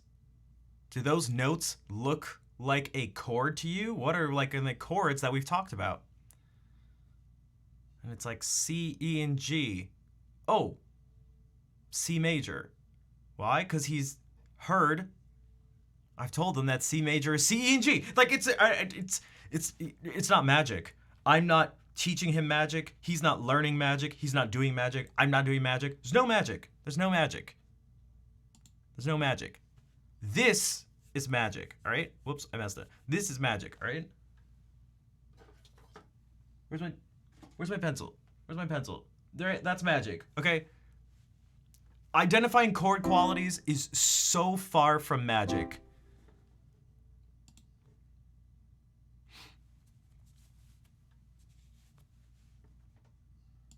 You remember that little song I mentioned on stream that he wrote? God, how did it go? I had him come up with chords to accompany it. How do we do it? We just looked at the notes and said, what chords are those part of? What chords are those a part of? And that was it. It was like, I don't know. It was very straightforward. But you can do it. Also, hot cross bun stinks. People get so scared about learning instruments when starting out, and it's just slow. Oh, stow your fear and do it. Don't let your fear decide what you do. Yeah, the fear comes, the fear can get planted in your mind sort of unjustly. It's like learning another language. Like, I could never learn another language. People say that all the time. It's like, that's an absurd statement. There's just no way. Are you going to learn another language? Probably not. It seems like you don't want to, which is totally fine because it takes a lot of work. But you just don't think you could, you just can't do it? What do you mean you can't? You're not gonna learn? You learned English.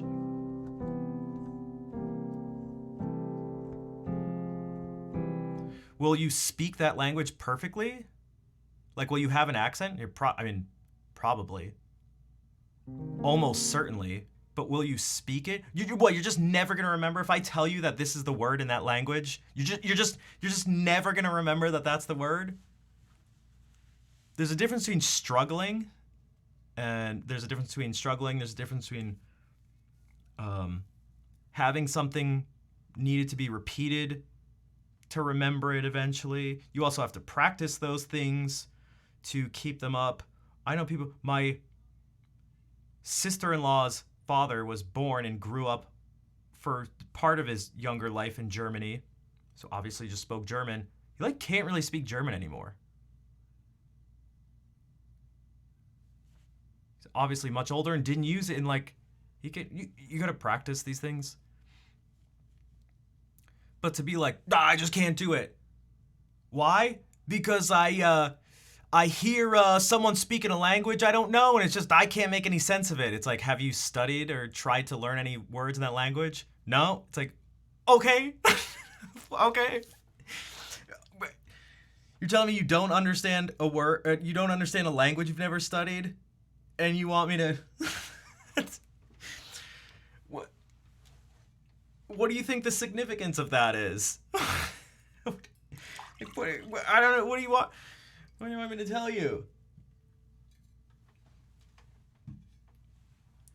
What, you want me to accept that as a sign of you being incapable of learning it? I don't know. What kind of... Who hears a language that they have never heard and understands it? Literally 0 people. And that'll always be, that's just how, I don't know what to say sometimes. So like, if no one's, okay, Disney movies don't count. And don't even talk to me about the real Pocahontas, because also people who are based on Disney movies don't count. What's that? The movie came after the real event? I don't believe you. You've studied Spanish for years and still don't understand it half the time. Yeah, I mean, same. But that's because it takes a lot of energy. You also the amount of the way you go about learning something is also super important. Dude, if you could put in your 10,000 hours of going like, oh, okay.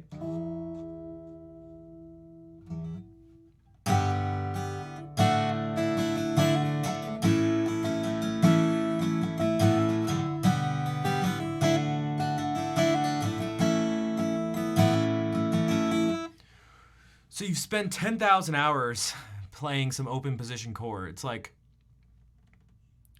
so then if I do this, if I go identify this chord, you're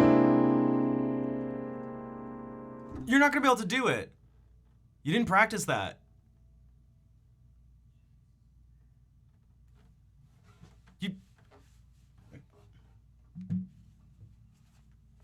I could never do that. I've been playing guitar for 40 years.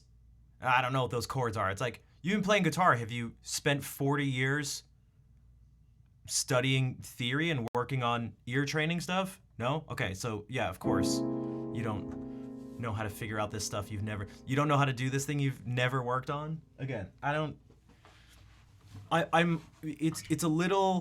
it's almost a little mean to rephrase it that way, but it's an accurate rephrasing. There's like an implication, an assumption within these statements sometimes, and I try to rephrase it with the assumption actually stated to illuminate the sort of absurdity of the statement in order to maybe help someone realize that they can actually do these things that they think they can't.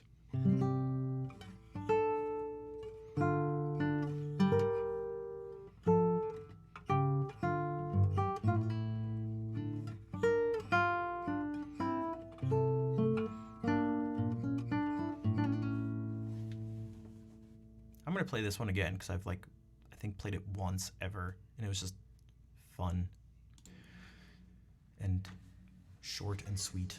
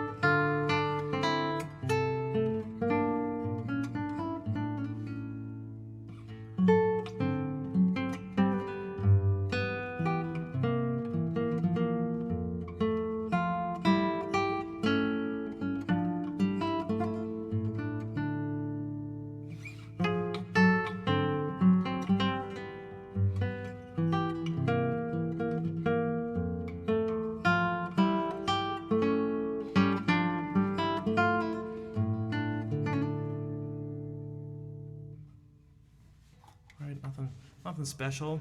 Ooh. Handel. Aylesford piece, okay. Ooh, let me do this so people don't judge me.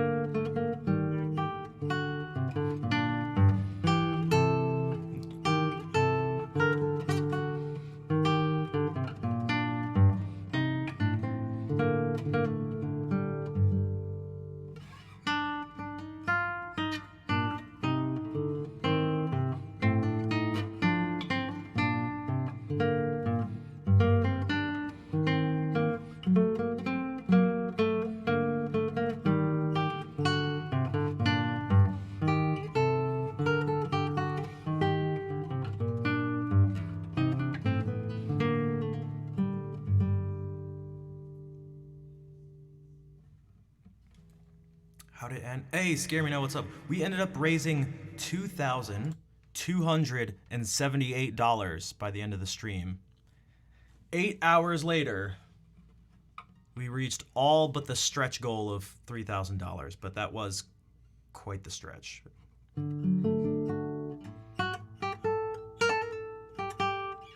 know what I haven't done? I mean, speaking of practice, this is another one that I really encourage people to do. This one's a little, I can't be as sort of snarky about it, but that's the idea of improvisation. Where if you mention that improvisation can be practiced, that feels a little weird because it's like, but it's spontaneous. So how can you practice something that's spontaneous? And what you can do is practice a lot of different little things, but also practice by putting yourself in the position of coming up with something on the spot. So like, well, improvisation, yeah. So it's weird. In a certain sense, nothing is. It depends on what you want to call spontaneous. So even just the sentence I said before, I may have never said that in my life. But every word I said I've said each of those words. I didn't use any new words. God, how often do you say a new word? In so many words, have you ever done this? Or has anyone done this to you? Where they're, whether just teasing you or actually trying to annoy you, they say the exact thing you're saying at the same time as you saying it. And it seems like that should almost be impossible. But we're so good. We understand our languages like so well. And our language is, so much of it has to do with prediction abilities that you're able to listen to what I'm saying and finishing each other's sandwiches.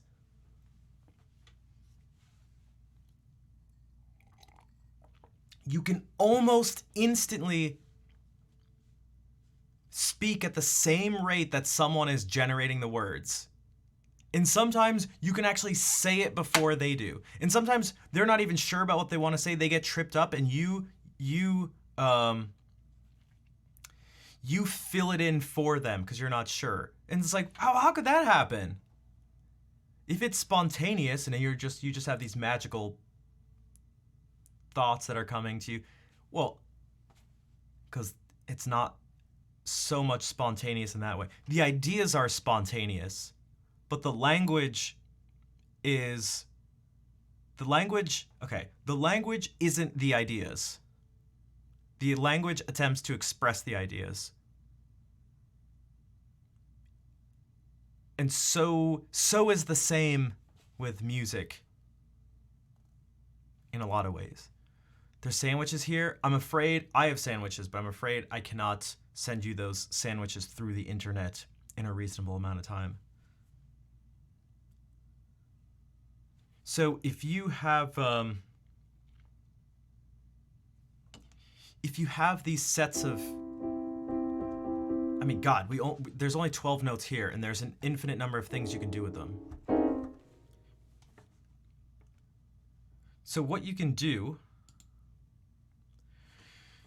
is you can practice organizing these notes in different ways.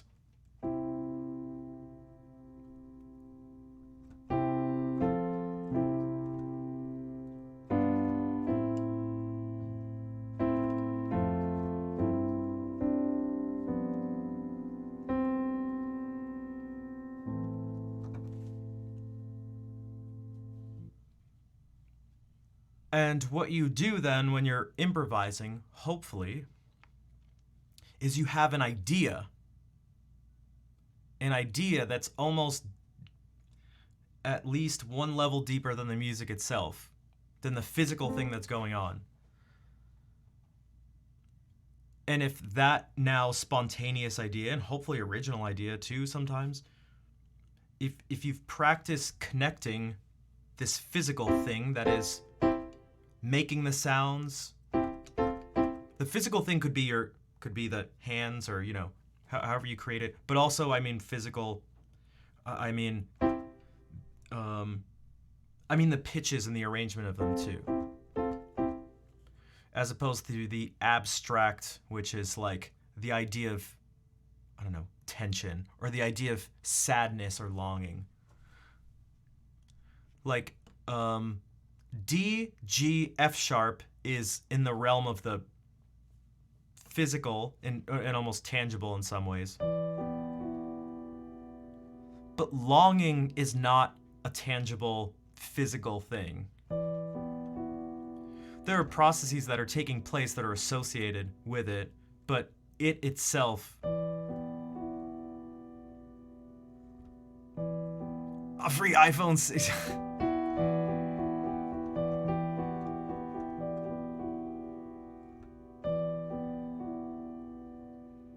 iPhone 6? What the hell? A PlayStation...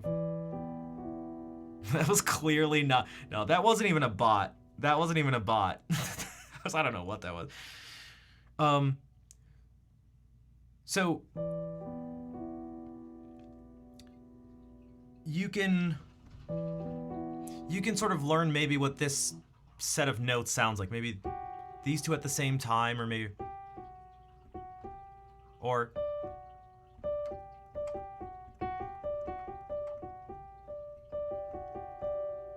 Yeah, he had my name, but spelled wrong.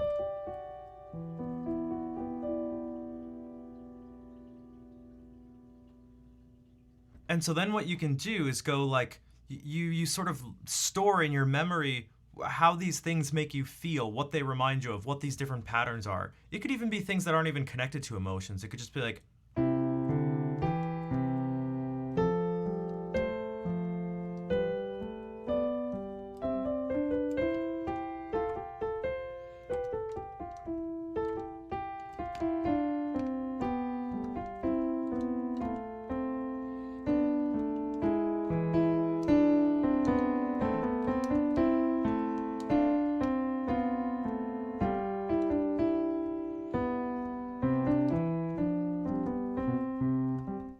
So it could just be patterns like that. And what you can do is, when these things come up, if you want to elicit certain emotions or express certain things, then you can rearrange, or maybe not rearrange, but just arrange these things, unban them. I mean, you could if you want. It's not a big... I don't know. I think that probably is clearly... Yeah, I mean, I don't know how... Yeah, you can unban them. I mean, I don't know. They probably also aren't gonna attempt to contribute in some way, but fine, whatever. We'll do it as a little experiment.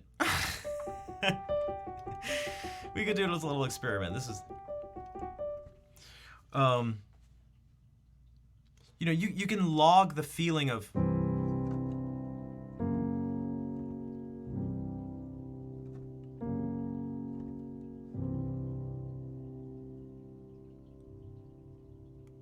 What does it sound like? What does it feel like? What are the actual notes? So, geez, you can reproduce it when you need to. And then when you want, like, for me, I don't know about you guys, but I feel like, it takes me away. It feels like something that it's not. It feels like what's called a chromatic mediant. It feels like this.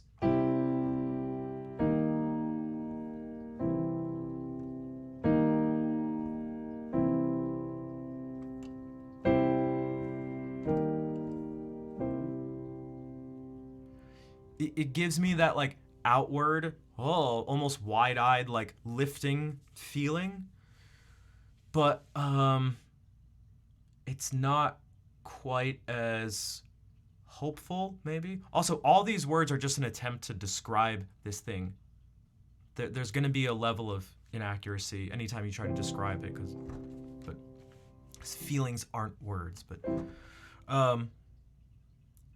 so there's a similarity between, like, there's a similarity between that and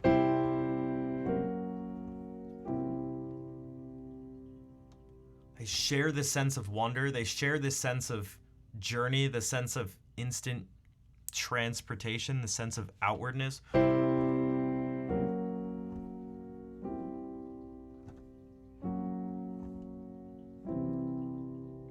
And also it depends on how you... It's going to be very different than like...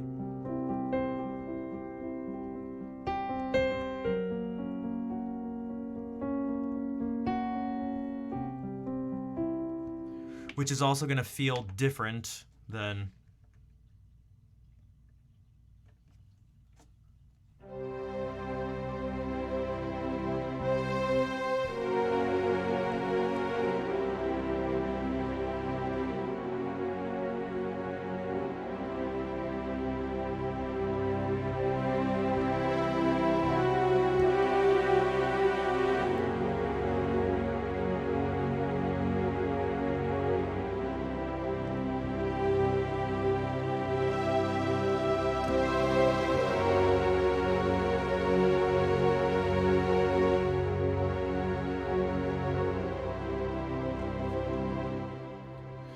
When you want to express that thing, you go ahead and do it.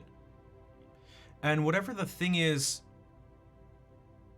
Lydian adjacent, yeah, I mean, it does. It certainly has a, you could say, a Lydian relationship in some way if we think about the root notes.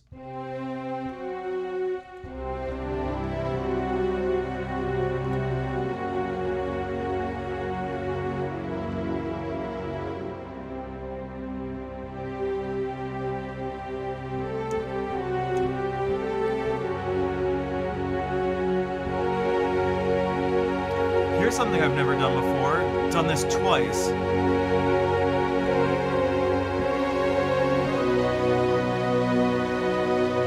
Oh, that wasn't right.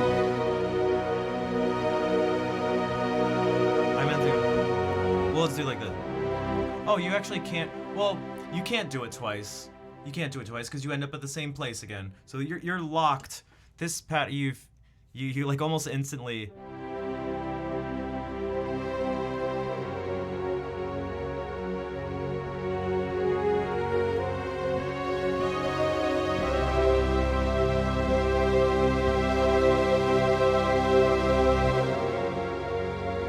Now this, you can go, oh, okay.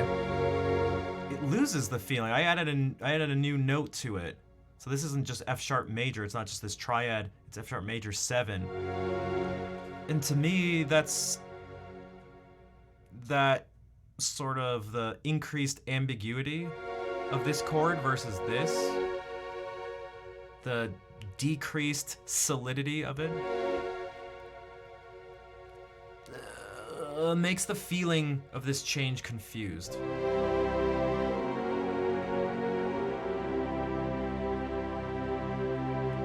So if we were to go like...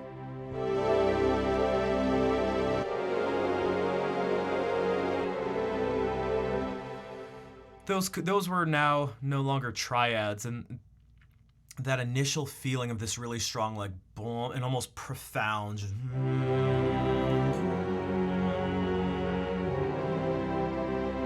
gets lost. But it gave us a new feeling and sound.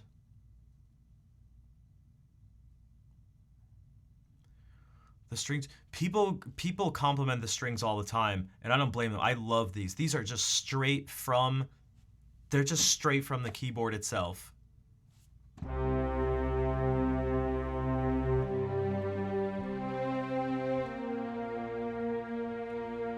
It's so nice because, well, I just get to click a button. They have, I like the sound of them. They sound pretty realistic, all things considered. You get to change volume with velocity. You also get to change the strength and presence of different instruments. So up here, in particular, you mainly hear strings, but the harder I press it, it triggers more of brass.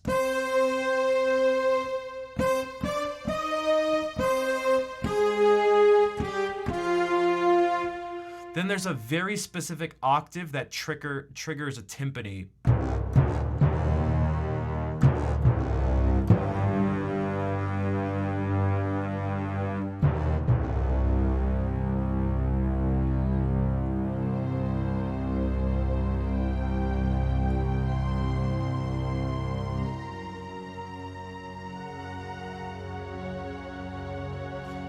supposed to.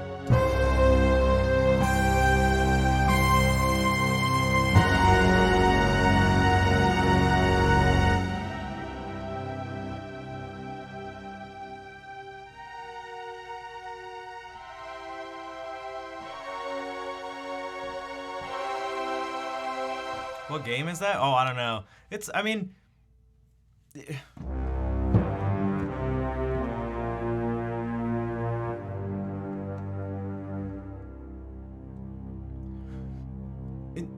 so which game is that? I thought you were going to the Nature Boys theme, Great Halls of Khazad-dûm. All this stuff actually gets into the thing I was gonna say right before I saw Gramophone's comment.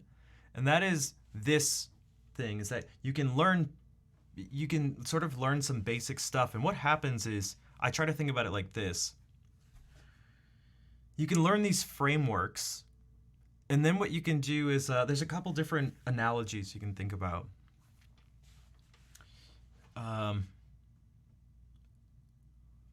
If a particular theme comes up in whatever music you're playing, because there's going to be some sort of theme. I mean, it doesn't have to be a specifically stated theme, but the piece you're playing is going to be related to itself in some way, at least some of the time, right? Or else it's just, well, I don't know. If not, it's just a series of unrelated sounds. So if you want if the theme is something like, well, my favorite example theme is Twinkle Twinkle Little Star. What you can, because just it's so easily recognizable, it works perfectly for these situations. You can go like,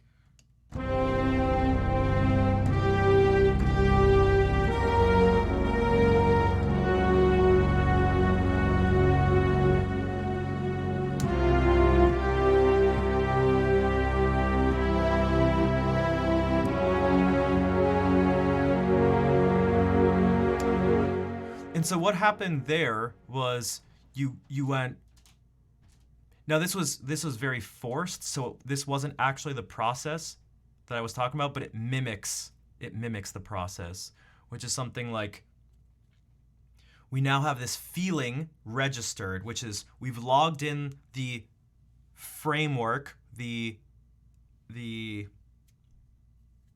very basic, easily malleable framework that is playing a major chord and then a major triad specifically, and then playing a major triad, a tritone apart. We go, that's this thing. This is the framework. And now it's malleable, so it's been bent and shaped to fit this.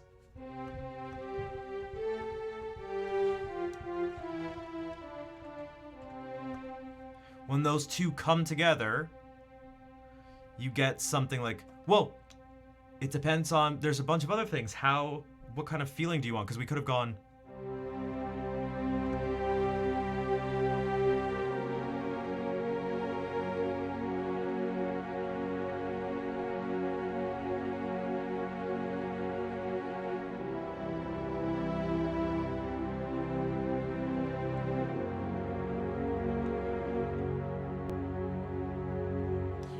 or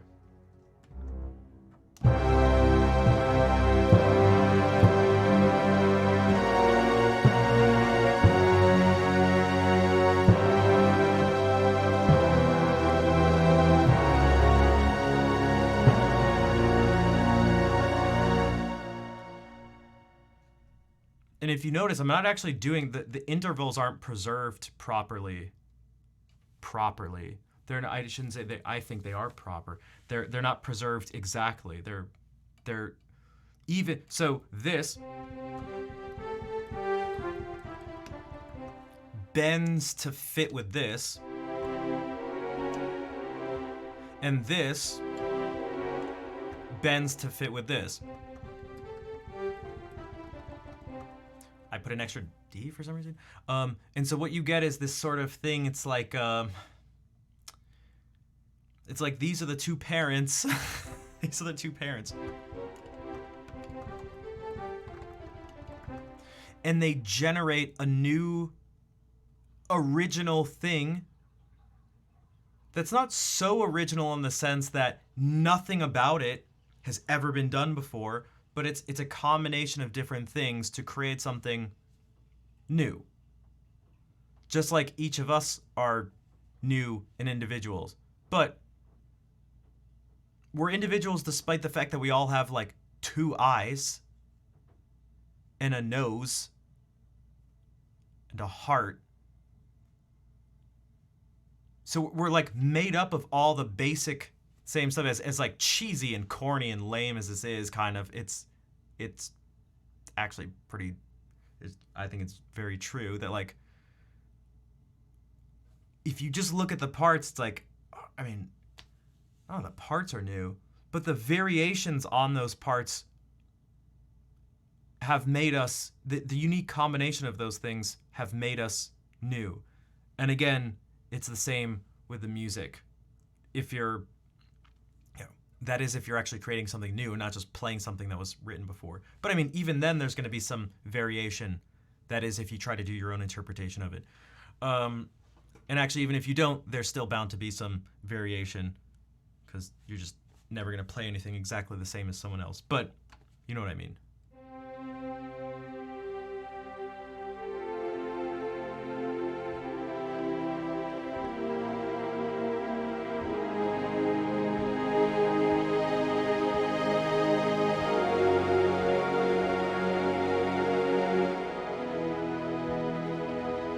God, the number of things you can just do with.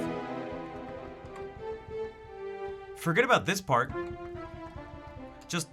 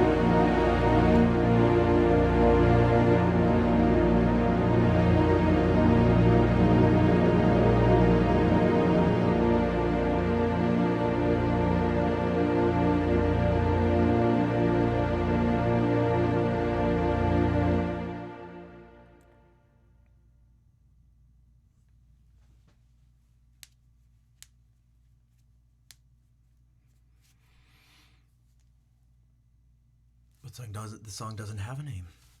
It was Spontaneous. Spontaneous.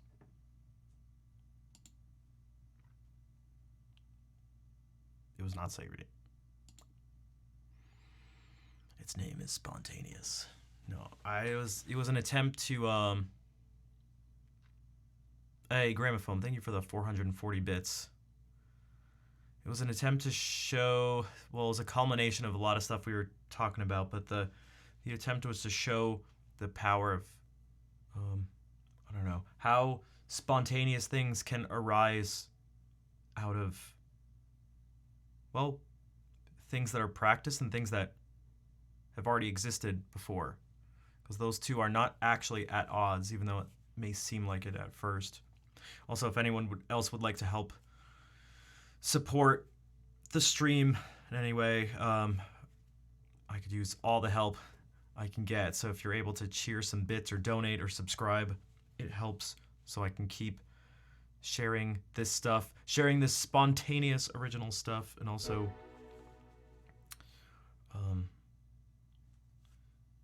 so that I can continue to discuss things around music and learning and all sorts of things.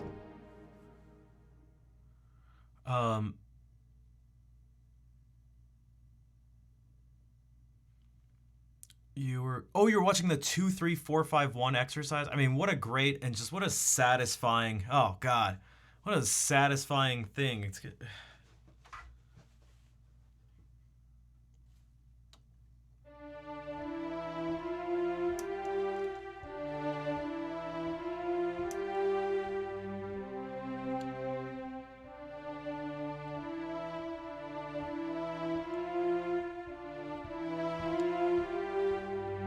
Scare me now. Thank you for the $3. Merci.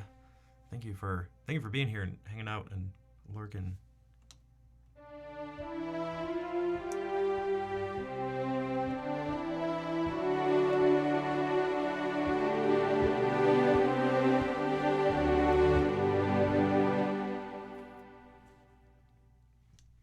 But yeah, that whole thing I just played. God, how long did that go on for? It was all just based on.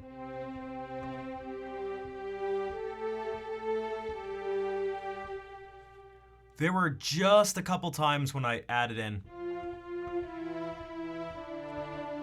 but most of it was purely just, and some of it was even just, some of it was actually just,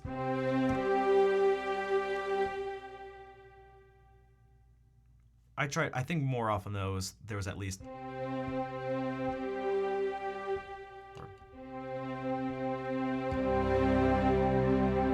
I purposefully threw in the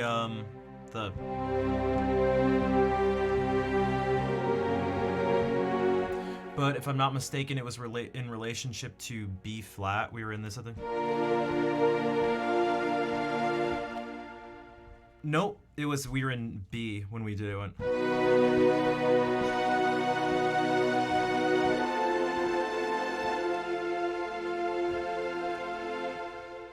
So I used that thing that we were talking about before. I found a way to fit that in there. At one point, it was actually one of the places where I did go fully. I did that in Canon for fun. The first time I realized that you should just wait a little longer.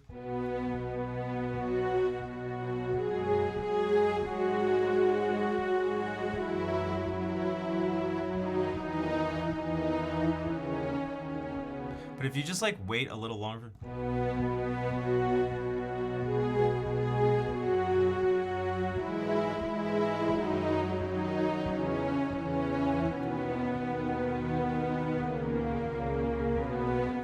That Twinkle Twinkle Little Star, if you just take that part of it, works relatively well in Canon at the octave.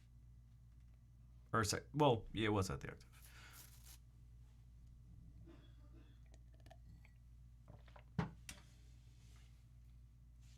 That was me pushing up my glasses.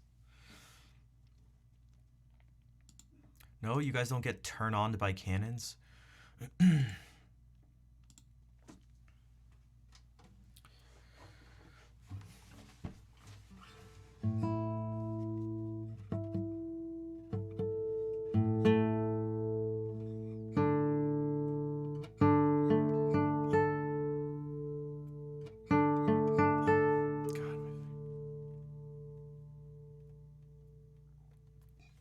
Only the kind in castles. Also, you were here like pretty close to the beginning of the stream, and I forgot to say hey, and I only thought of it. I thought of it like while playing 5 different songs, and that's how my memory goes. I think about things while I'm playing, and then I forget about by the time the piece is over, even if it's just a couple minutes. Rigwadon. What is this? Oh no. Okay, I was gonna say, I was like...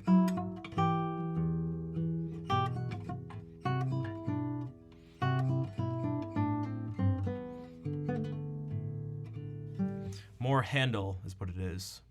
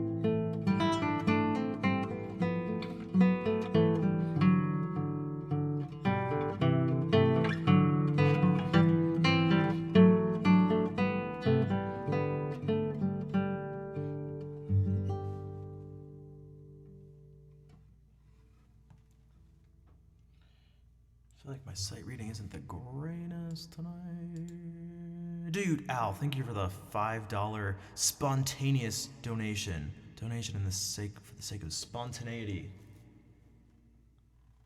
Not for the sake of, but whatever.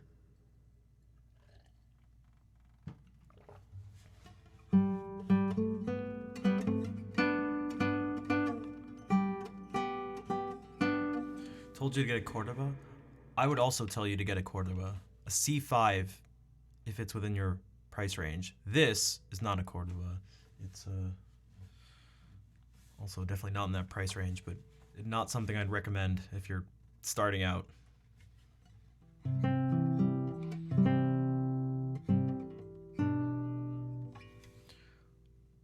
This was still Twinkle Twinkle. No, this was not Twinkle Twinkle Little Star. This is a piece called Rigwadon by Handel.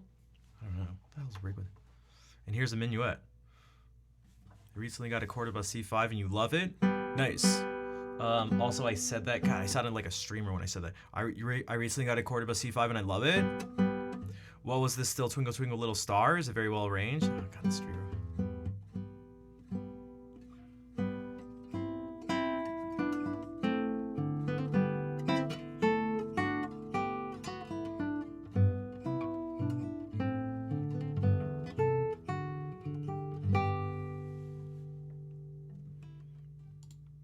I never want to sound like Hassan Abi.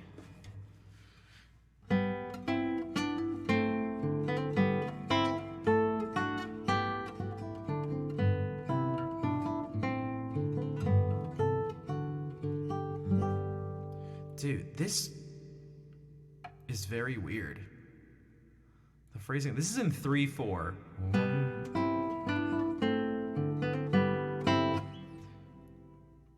These phrases don't feel right. This one time at band camp, hang on, beer. It almost like it goes 1, 2, 3, and 1, 2, and 3. It almost feels like it's supposed to end there, like that's beat 1 in that sense. Like,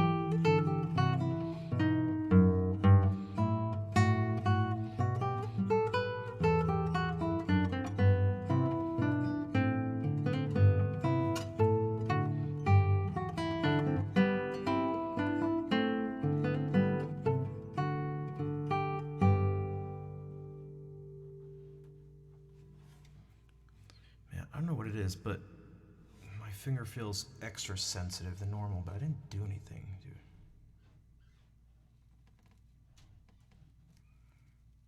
Maybe one day it'll go away. Ay, ay, ay. Hello, Colonel. Salut.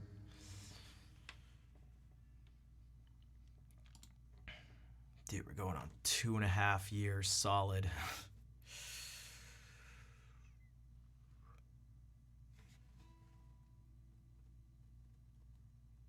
Feels raw.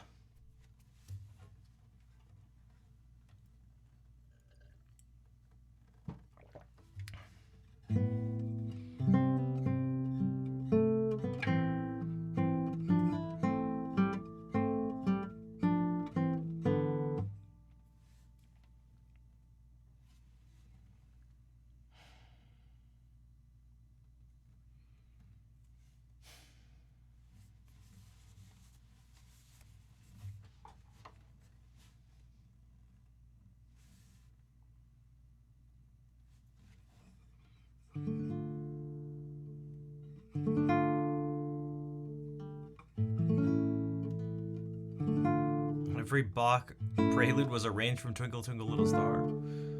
I knew that. Hello, Bernardo. I played a bunch of C's today.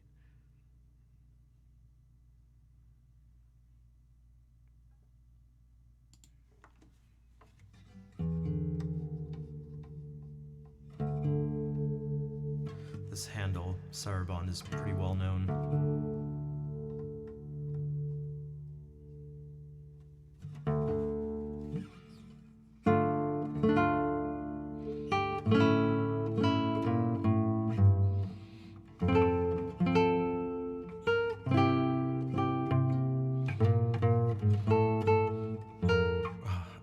Tuned to D.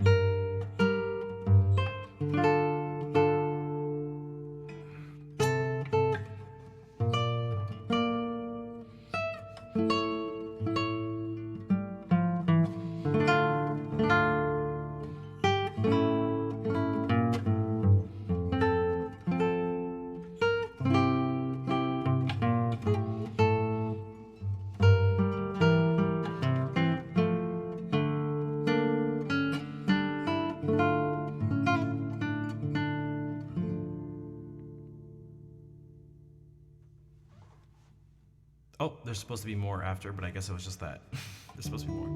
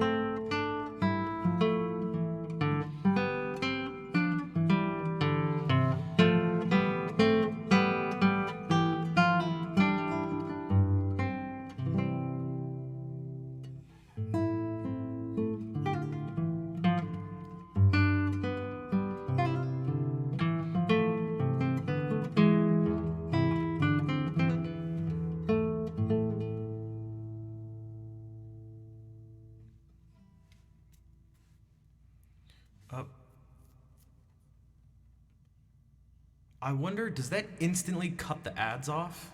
So, Lola, can you hear me now? Can you see me and hear me? Al, thank you for giving that sub to Lola.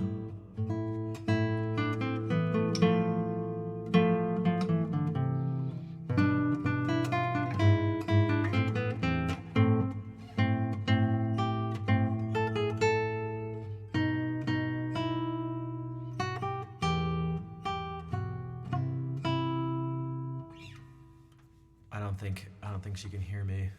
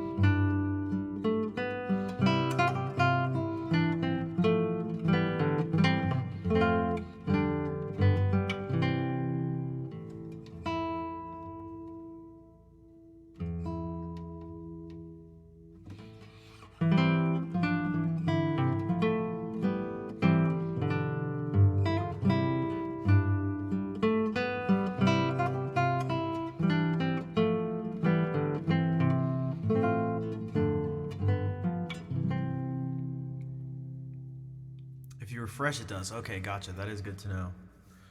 Well, thank you for the 100 bits because you, oh, the first Gymnopody. Okay, let me, I always have to look at this one a bit because I never practice it. And the way he arranges the stuff at the end is a pain in the butt.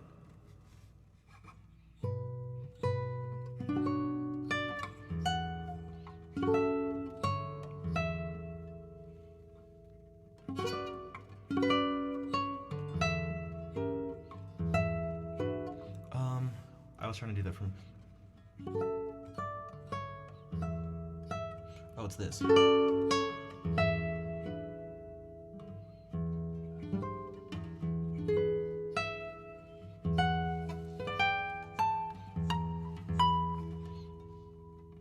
then is it...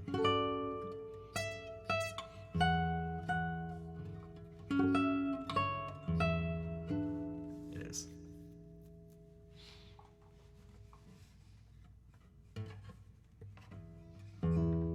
Salut, Tengi.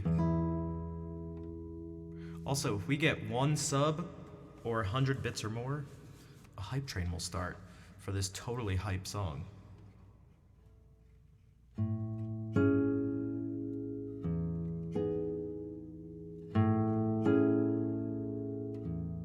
Actually, I want to look at this too, because I don't want to ruin it right away.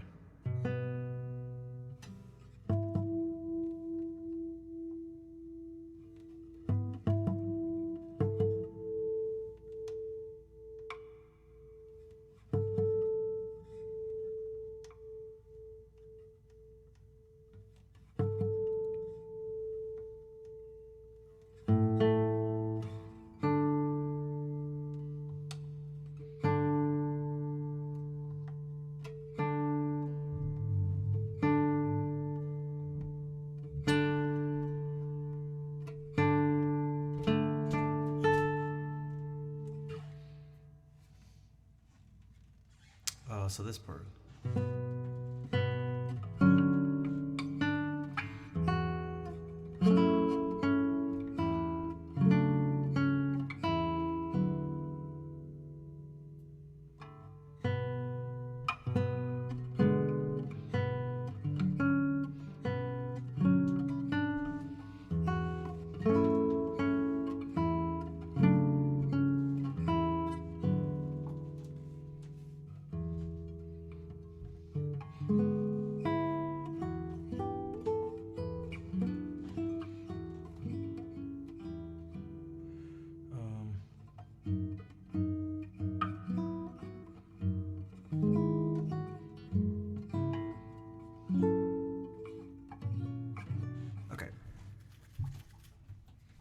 Hey, Soul Vibes, what's up?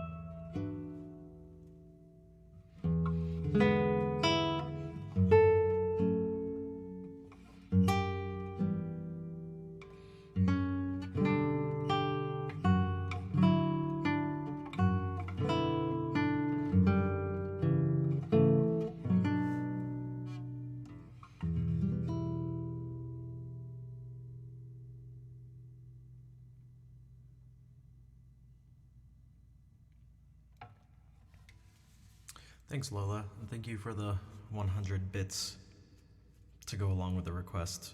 And Kaylee, what's up? Thank you for the 5 years of sub support.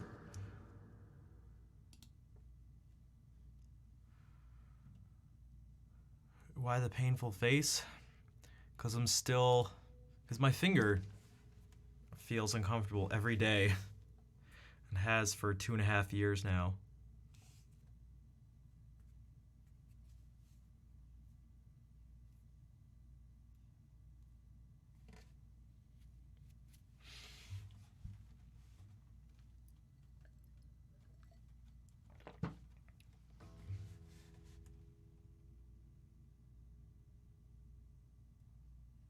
Is the full song list gonna stay open? No, but I realized that I forgot to close it off. But also, did you guys see what happened? I tried to not be negative during the stream. Did you see what happened when I opened up the song list to everything? Every song request was something singing, and there was one. Actually, even the guitar request had singing in it, but it was Dowland. That snippet is what will happen if I open the request up to everything. So for those who are wondering,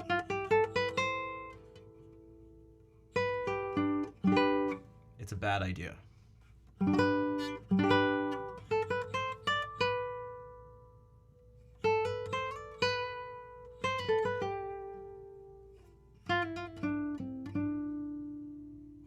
this weekend?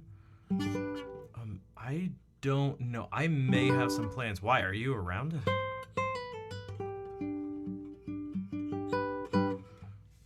Thanks, Soul Vibes. It's my fault for singing beautifully. Wait, does that mean I don't play guitar beautifully? Or does that mean I sing better than I play guitar? No, it's because people like pop songs more than guitar stuff. But it's like pulling teeth. So my initial gut response was something that was going to come across as really mean, even though I didn't mean it that way.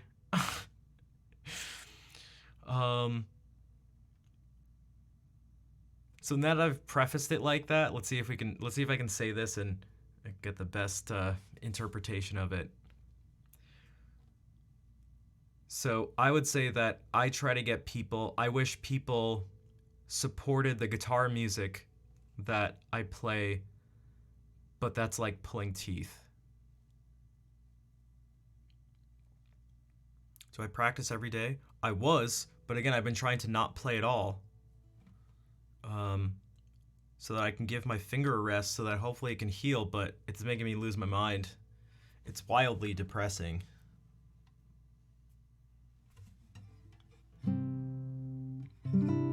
Because every time I play guitar, it's uncomfortable. It has been for years. With seemingly nothing to be able to do about it after going to multiple,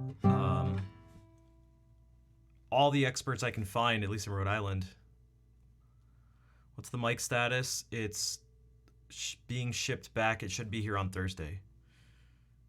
Did I get Botox? No.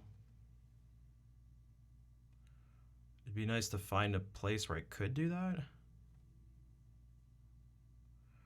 Also, you'll be there this weekend. You may have whoever over on Saturday. Okay, yeah, let me know. It was broken. Yeah, it was broken. The people who actually knew what they were talking about, and you could tell because, well, you should just be able to tell when someone knows what they're talking about. Were right that one of the capacitor in there was broken, and it was cut, and so they fixed it under the warranty because it was no. But it's all right. I'm about to get for no one's fault in particular, but it's just I sense myself getting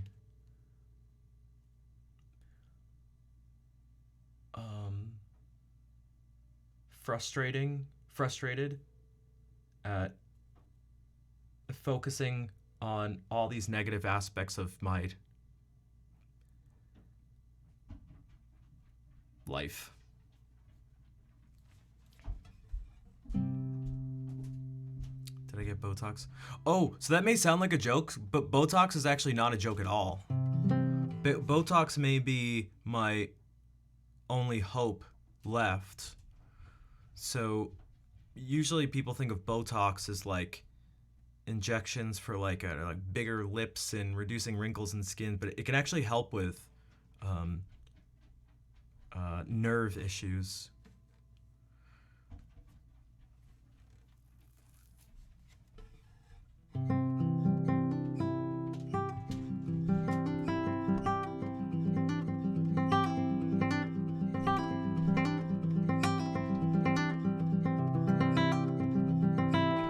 Yeah, but it's been very difficult. God. It feels like somewhat of a nightmare. That I'm like stuck in a particular existence. I can't just change it.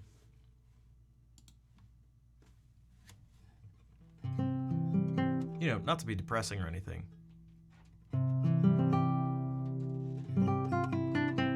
So to go from the microphone breaking thing, although it is being fixed, to go from the microphone breaking thing, the finger to the microphone to the struggling to get people to support me for doing the things I want to do, and essentially whether they say it or not, or like, we'd support you if you just didn't do what you do. It all of it together is just kind of discouraging / depressing. So, that being said, let me attempt to pull some more teeth. If somewhat. If there's anyone else, Lola cheered 100 bits. Alan Scare Me Now donated earlier. Same thing. Gramophone with some bits. Lola with some bits. Vol gifted some subs. Kaylee with the Prime sub. If there's anyone else who would like to help support this thing that I'm trying to do, trying to bring some music appreciation and awareness to, well, as many people around the world as I possibly can, because I didn't seem to be able to do it in a school, which sounds silly, but was the case. And also trying to play a type of music that literally doesn't exist anywhere else on this platform, at least in this form. It's because I'm the only person doing guitar that's not me just practicing.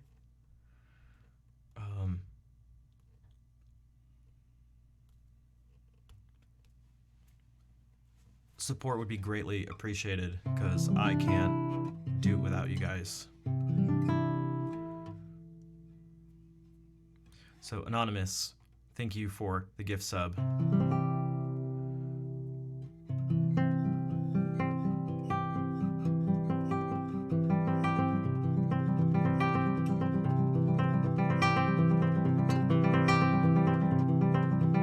Can I play the second Gymnopedy? I can't. I just literally can't. Not even like, oh, I don't want to. I wouldn't be able. I wish I'd like to. I'd like to be able to play all the Gymnopedies and Nausien, but I can't. But if there's something else from the list you'd like, I can do that. See, composing. I mean, yeah, it's literally just another thing. There's just a lot of stuff to. There's just an overwhelming amount of things to do. And the things I tend to spend my energy on don't tend to not come with a financial reward, which can be frustrating. Vol, thank you for gifting a sub to Colonel and Waxer. Thank you for the $10 to support a homie. I appreciate it. Not a fan of asking for things, but I gotta do it. People always tell me, you just gotta do it, it's just normal.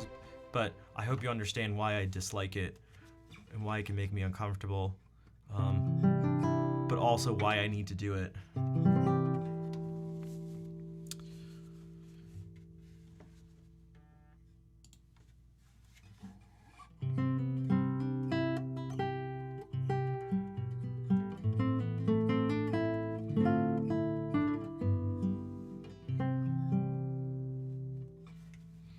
So let me play some music while, anyone who gifted a sub or cheered or subscribed themselves or whatever can request stuff from that list. Oh, some of the stuff might, well, I don't know. Maybe we can do the song stuff. It's been almost 3.5 hours.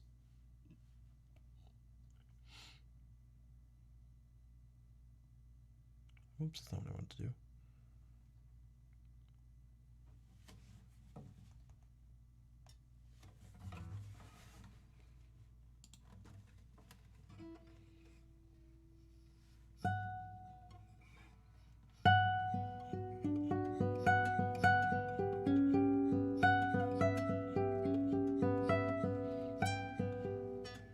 Refuse to let that slide.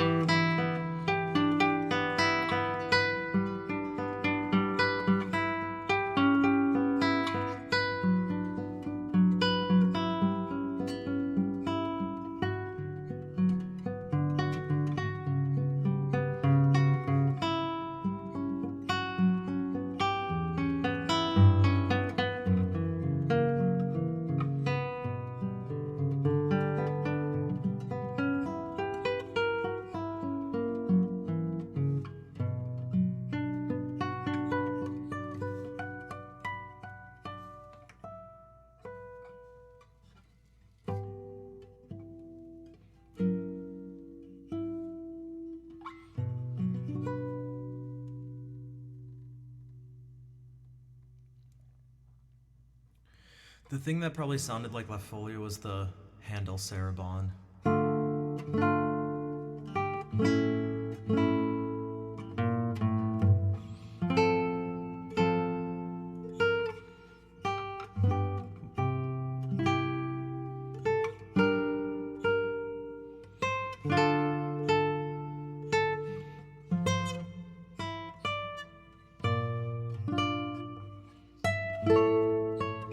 Some notes snap and others are mellow.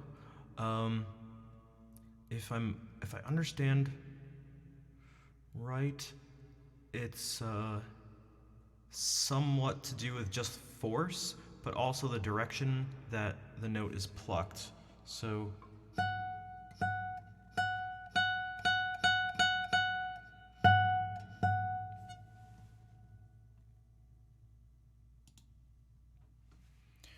if I play in particular with a rest stroke, so that my finger goes down and presses the string into the guitar as much as possible, and then lands on the string behind it. It even gives like a thumping sound.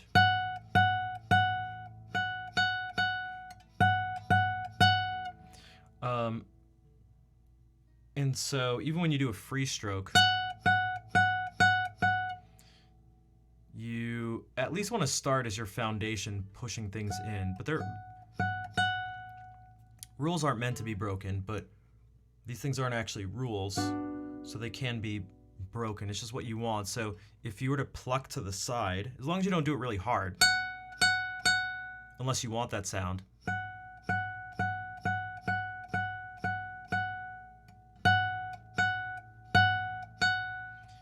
you'll get these two different sounds.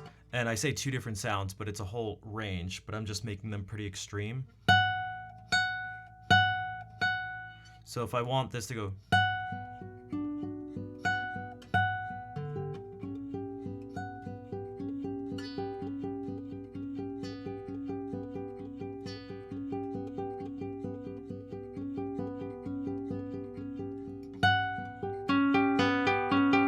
as opposed to,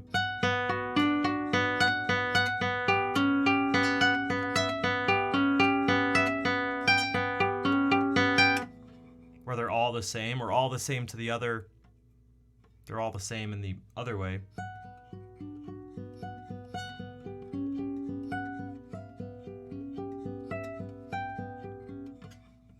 Or you can separate them.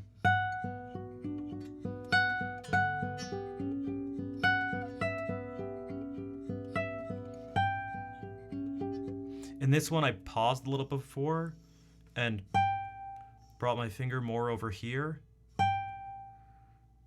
to make it even sweeter, to bring it out a little.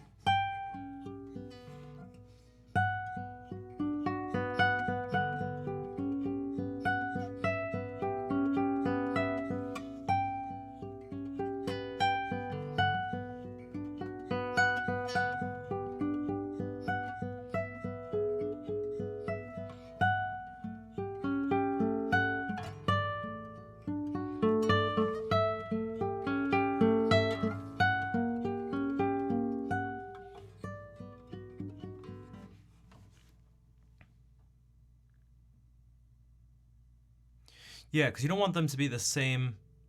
They're both going to be stronger than the accompaniment, but you don't want them to be as strong as each other, because they're not.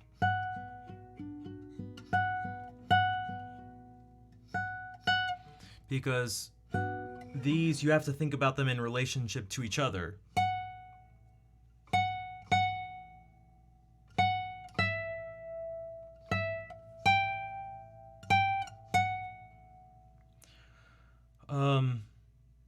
And so just like playing any melody, imagine this was two people and you were playing this, you still wouldn't want to play your part. Like, your part is going to sound different from theirs, but you don't want to just go.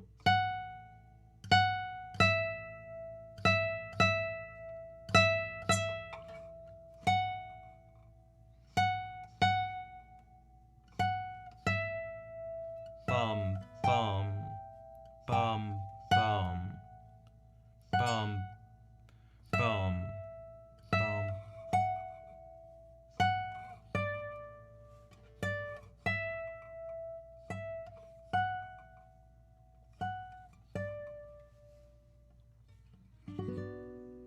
My attack in the middle, it's more warm and less aggressive. Yeah, it has less of the overtones present. The closer to halfway along the string you pluck. And I don't mean halfway across the entire string, I mean halfway between wherever your finger is here and this right here. So this is halfway, but if I place it here, this is halfway.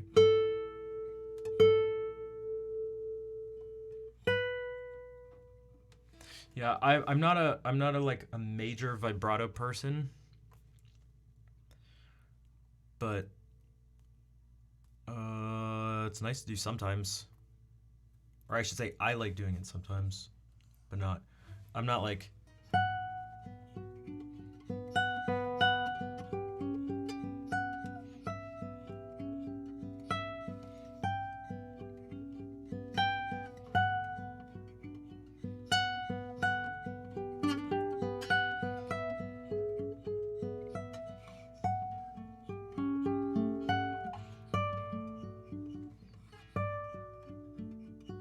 sometimes.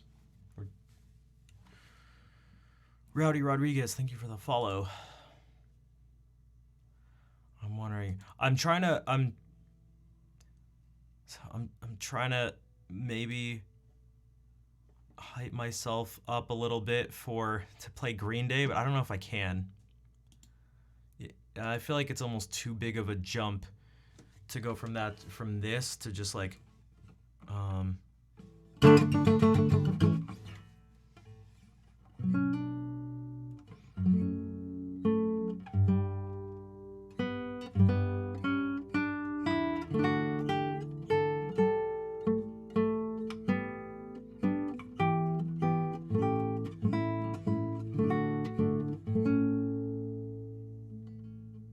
Crest on there too. Yeah, but that was another one but I won't take it. Yeah, because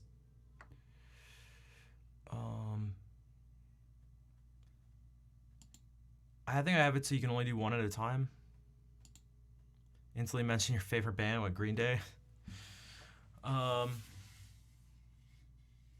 think I have it so you can only do one at a time. Plus, it's not actually connected to the bits like this, but you would also need to cheer another 100 bits. I have to. Oh, man. Oh. Is it okay if I don't play it? I'm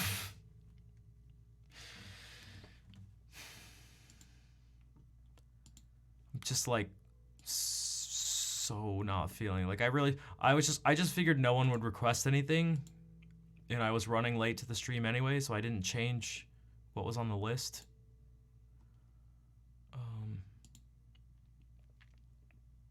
Because if I do this stuff, I feel like I should do it in a way where it's like we should it's only my money. Well,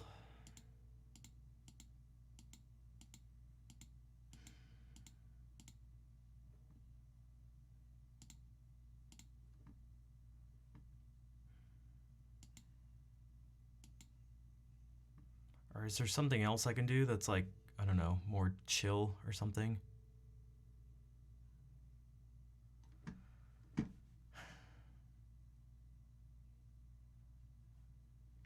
No, I don't.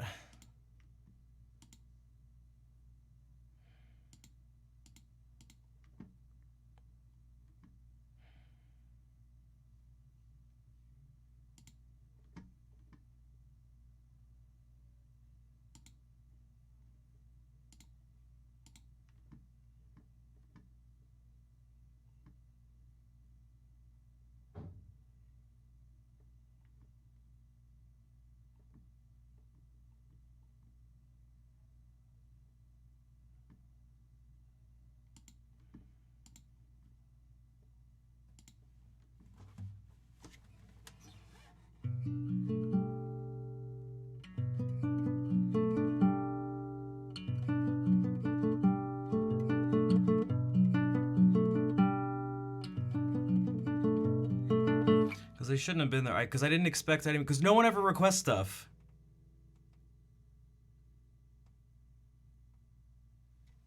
And again, no one ever requests stuff, and I didn't expect, and I was late, so I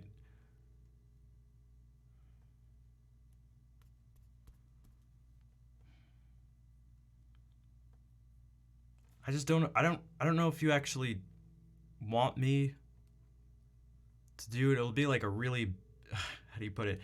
It'll be like a really bad version. It'll be me, whether I like it or not, just like really going through the motions.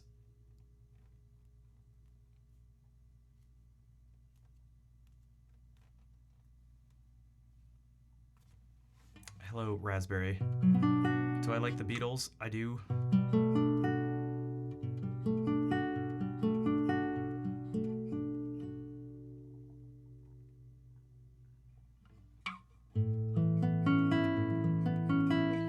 I mean, God, I don't.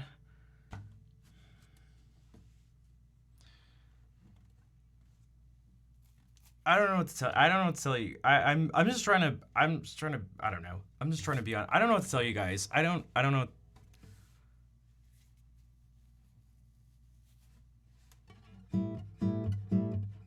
See, this is. I hate song requests.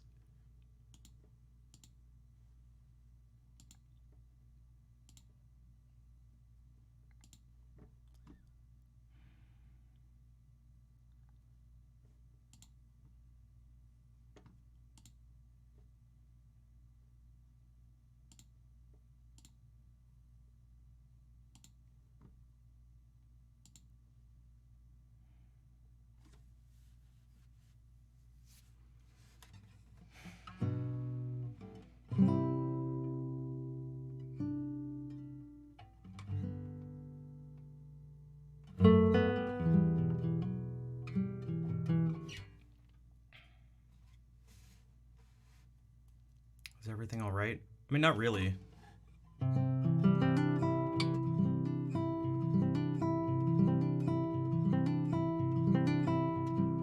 I don't think that's a fair assessment of the situation.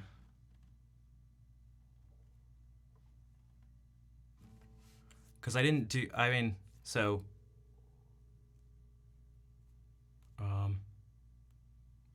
I didn't want to have those available.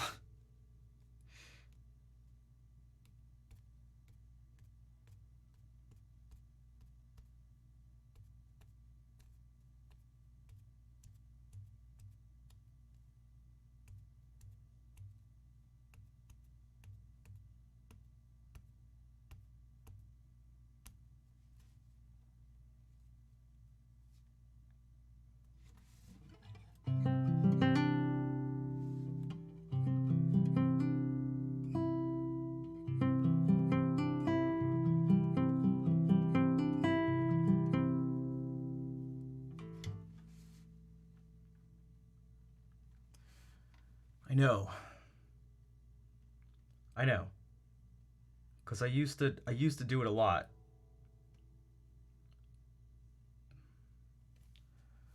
Then I should have changed it. I should have changed it. I shouldn't have the I should change the favorites. I should change the favorites, and I shouldn't have had it so that the all the songs were available. But I had them available because I was doing it for the charity stream last time, and I forgot before this stream.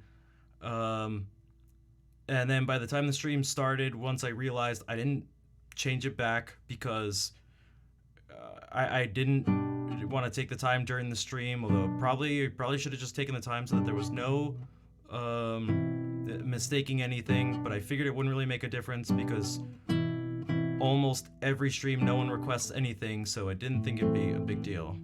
So.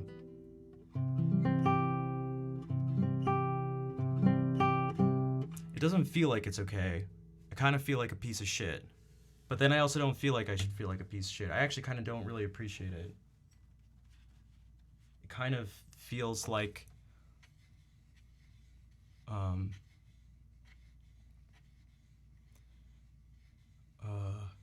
how am I supposed to feel?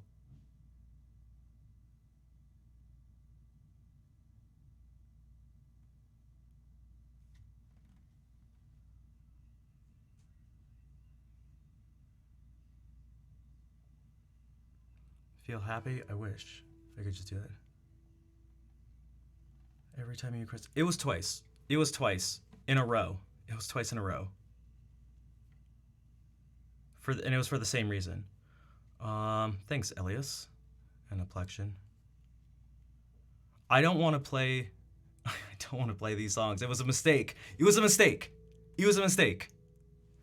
It was a mistake. Holy they're never on there. Oh my god, it was a mistake.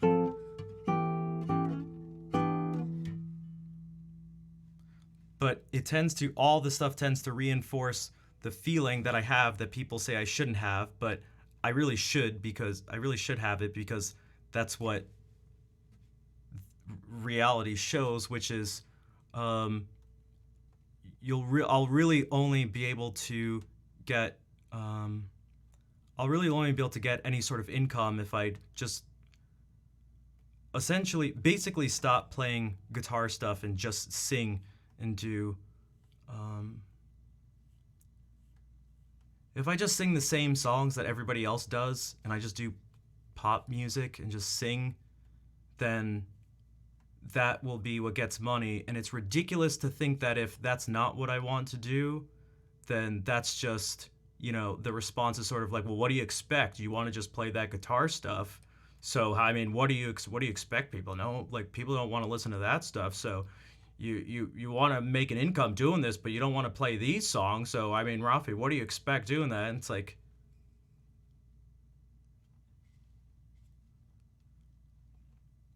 in a certain sense, the people aren't wrong. That's what pisses me off.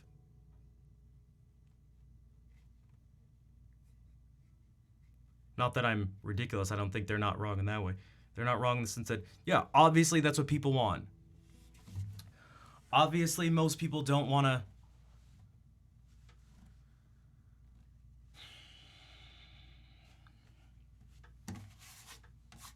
You know what? I'm just gonna do whatever. And if you guys aren't happy, then I don't know what to tell you. I'm just. Do you see how much of a struggle it is to navigate this? I'm not lying. I'm not trying to manipulate. I'm literally just trying to. Holy, Jesus, fucking Christ.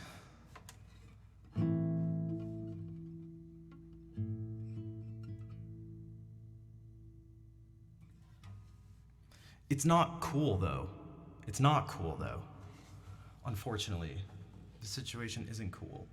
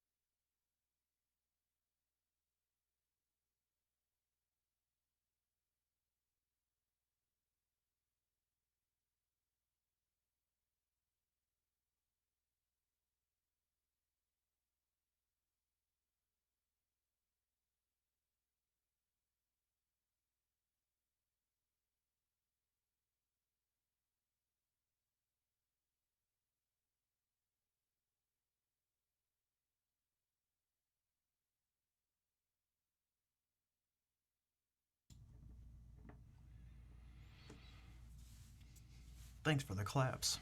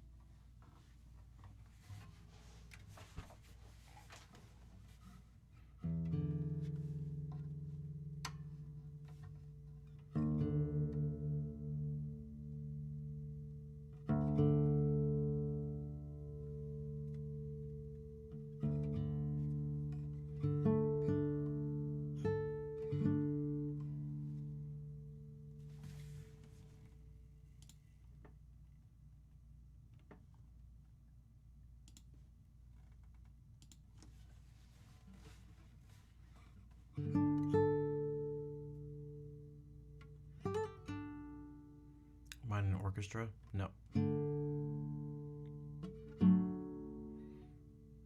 You can't play the guitar in an orchestra.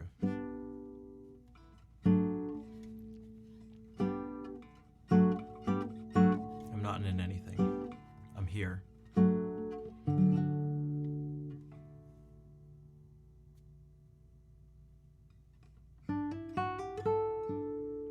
Hello, Goji. I was okay. At the moment, I'm not. The moment, I'm actually super pissed off. At the moment.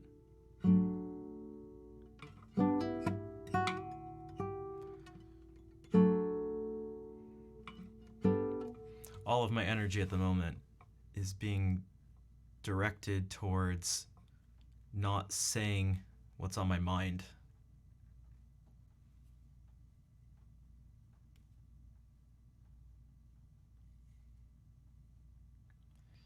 Yep, I am definitely a guitar main with a sort of piano secondary.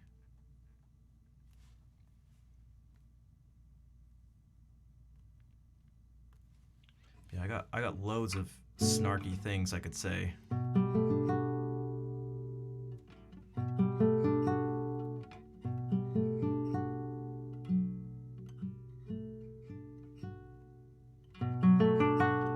you lighten the mood? Probably not.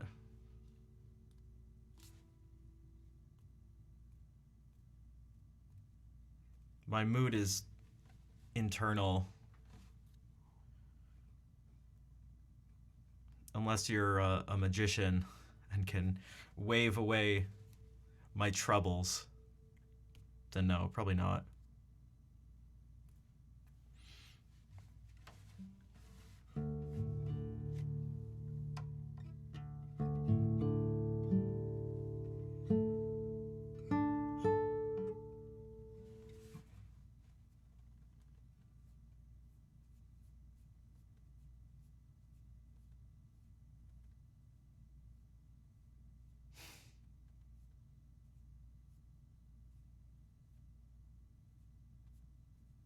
Wait a second.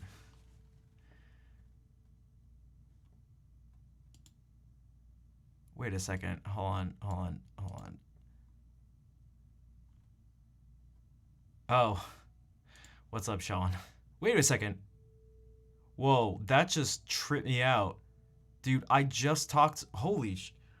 Dude, Sean, I just talked to someone yesterday who's a teacher, and they were talking about ridiculous things their students would do. And they were like, was there anything your students ever did that was just like weird in class that you had to tell them not to do? And I was like, oh, there's this one kid, Sean, and we'd be in the guitar ensemble, and I'd have him hold the guitars like this at an angle so the students to the right the head and the neck and the headstock of the guitar would be right here, and this one kid Sean would go and bite the headstocks on the guitar. And she was like, "What?" I was like, "Yeah, no, not really, but I mean." It's like he was just ridiculous, but I had to tell him not to bite the guitars. So when you said that message right there, I was like, for a second I actually thought it was her saying that. That was a trip, but no. The reason I said it wasn't the greatest right now is because let's put it this way. Again, things were fine, but maybe we can say it like this. I feel like I was you could say treated unfairly. Oh, so this is something I mentioned to the person yesterday. Like, what are some pet peeves of yours? You know what a pet peeve of mine is? There's lots of them. They're not like typical pet peeves. It's not like chewing with your mouth open. But one of them almost sort of like gets me into trouble. Not real trouble, but I don't. One of my again, you could call it a pet peeve or something, but something that really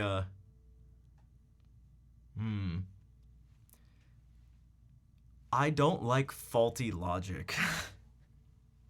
Now you may go, what the hell kind of pet peeve is that? So this happens all the time in life. The reason I said it can get me in trouble sometimes is because there will be people who, let's say I just agree with their main point, something like that. If you could be on someone's side, I'm on their side. And they say something it's just wrong. I don't mean it's factually incorrect. I mean, what they said is,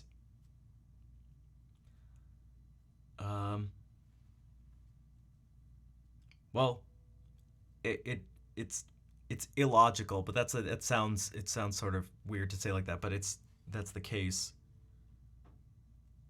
And so you bring it up because you don't want to say things, God, especially if someone's on your side. If you're on the same team, if you were to be on a team, you don't want to have your teammate messing up, making things difficult for your team. They're like taking a stupid shot, or they're playing shitty defense. And so you want to tell them.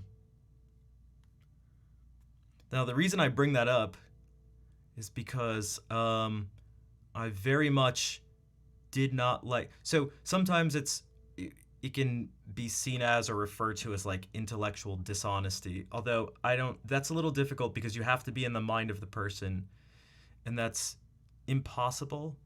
Although you can kind of get close to understanding a person's intentions. There's ways to do it. I don't like. I felt as if I was being criticized unfairly with just honestly faulty logic. And so, God, it annoys me when I have nothing to do with it. Just two people on the internet who I don't give a shit about. I don't know who they are. It still upsets me. So if I'm involved, it gets me extra annoyed. Very annoyed. Especially if it's something I've talked about a lot or addressed. And so,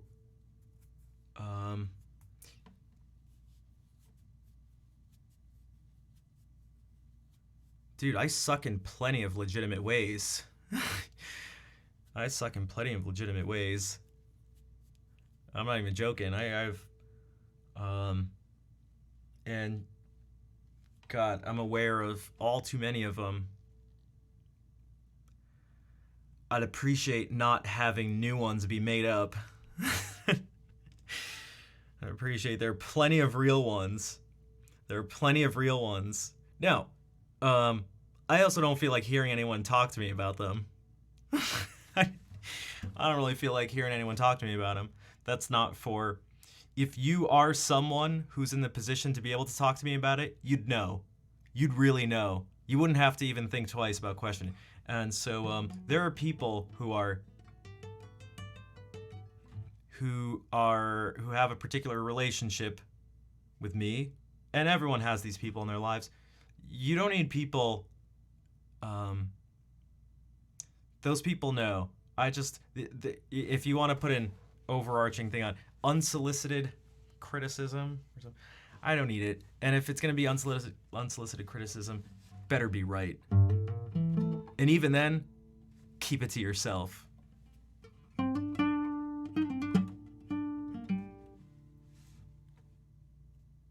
Now, I don't think that's a crazy thing. In fact, I think it'd be weird if anyone here was like, I don't mind being unfairly criticized and called out for things that aren't accurate. But especially if it ties into, wow, I really, this isn't a pet peeve, again, but it's maybe kind of, the idea that the only thing that's worth support is song requests, and that if you don't do that, you could say this, if this is how the person is, the idea that, like, well, I mean, what do you expect? What kind of value? It's sort of like implied, like, well, you're not providing value unless people can request songs from you. It's like, well, what do you got to provide value some way. And I hate that.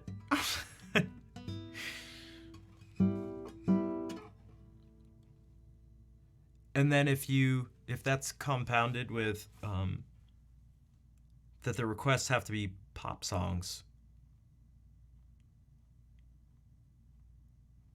I also dislike that. That just makes it worse. Yeah, for the most part, pop songs. I mean, you guys know what I mean. On Twitch. So on Twitch, that's super common. I mean, that's the thing. That's why I'm so, God, there's nothing I can do about it. And there's no point in I don't believe there's any point in raising your fist and pointing fingers at the system. It's like, who the hell are you even talking to? Who are you yelling? What am I gonna do? Go, Twitch, someone should change this. It's like, well, how about I come up with an idea to change it if I care so much? So, I mean, I do kind of have some ideas, but at this point, I'm well aware that no one's gonna listen to me about anything. I was watching a stream a couple days ago while texting a friend of mine who was also watching the stream. And these people who were streaming, they're musicians, they were upset about something. And for the most part, I agreed. But the one thing I wanted to say, but I just didn't want to, I don't like giving unsolicited advice. I just kind of, I let them just sort of speak. The thing that I actually wanted to say to them was not that you guys are wrong. It was like, how have you not just realized how ridiculous this place is at this point? How have you just not realized it? Or, I mean, you must have realized it. David, what's up? Thank you for the raid. How's it going?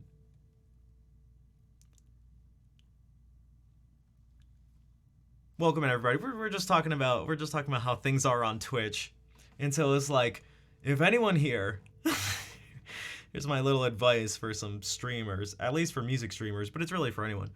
If you're expecting Twitch or anyone on Twitch, anyone who works for Twitch, anyone who streams on Twitch, if you're expecting them to help you in some way, don't. Just don't.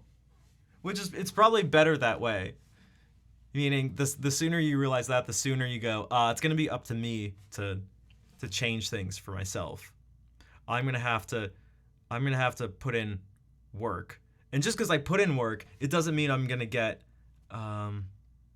it doesn't mean I'm gonna get an equal return on the work I put in.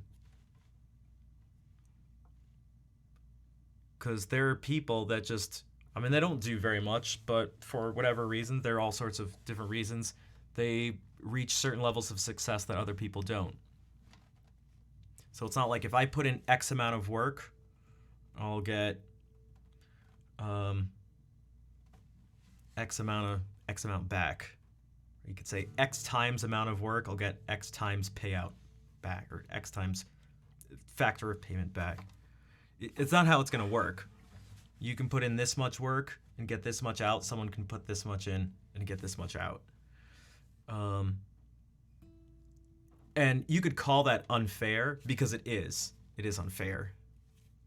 Now then also saying, life isn't fair, man. It's like, yeah, no shit. Were you my mom? Shut up. You're not my mom. You can't tell me what to do. It's like, yeah, I know. But a person's still going to feel,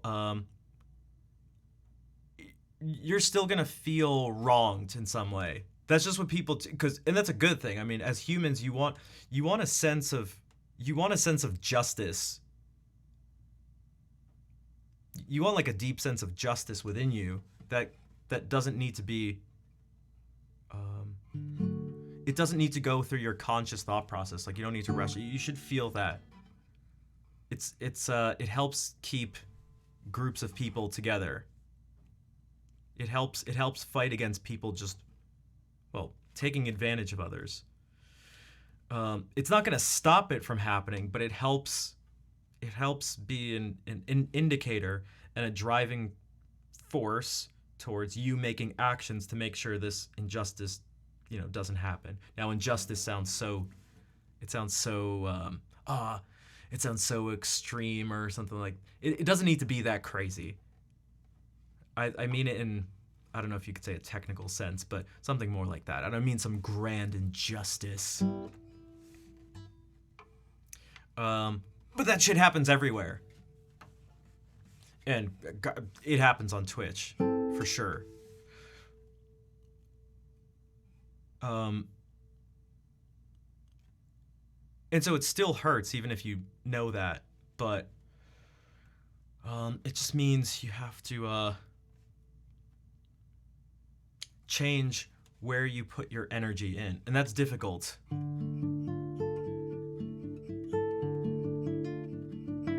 It's difficult to change what you focus on and to not focus on certain things, especially if the things upset you. And you can't just go, oh, just don't worry about it, man. Just don't worry. Just be happy. Just fill in the blank. There's no just and then do this. You hate that song? Wait, what song? Oh, don't worry. Oh my God, don't worry. Be happy. Yeah. Wait, that's another thing I hate. That song. I didn't even think about it until now. Yeah, I hate that song. All right. So, books are dumb. / reading is stupid. Quotes are dumb. What's the other one? Hold on. What was the one? Also, that song's, yeah, the Don't Worry, Be Happy song sucks. Shit, what was the one earlier? Books are what? Books are dumb? Books are dumb? Quotes are dumb. Quotes are dumb. Quotes are dumb. Quotes are dumb.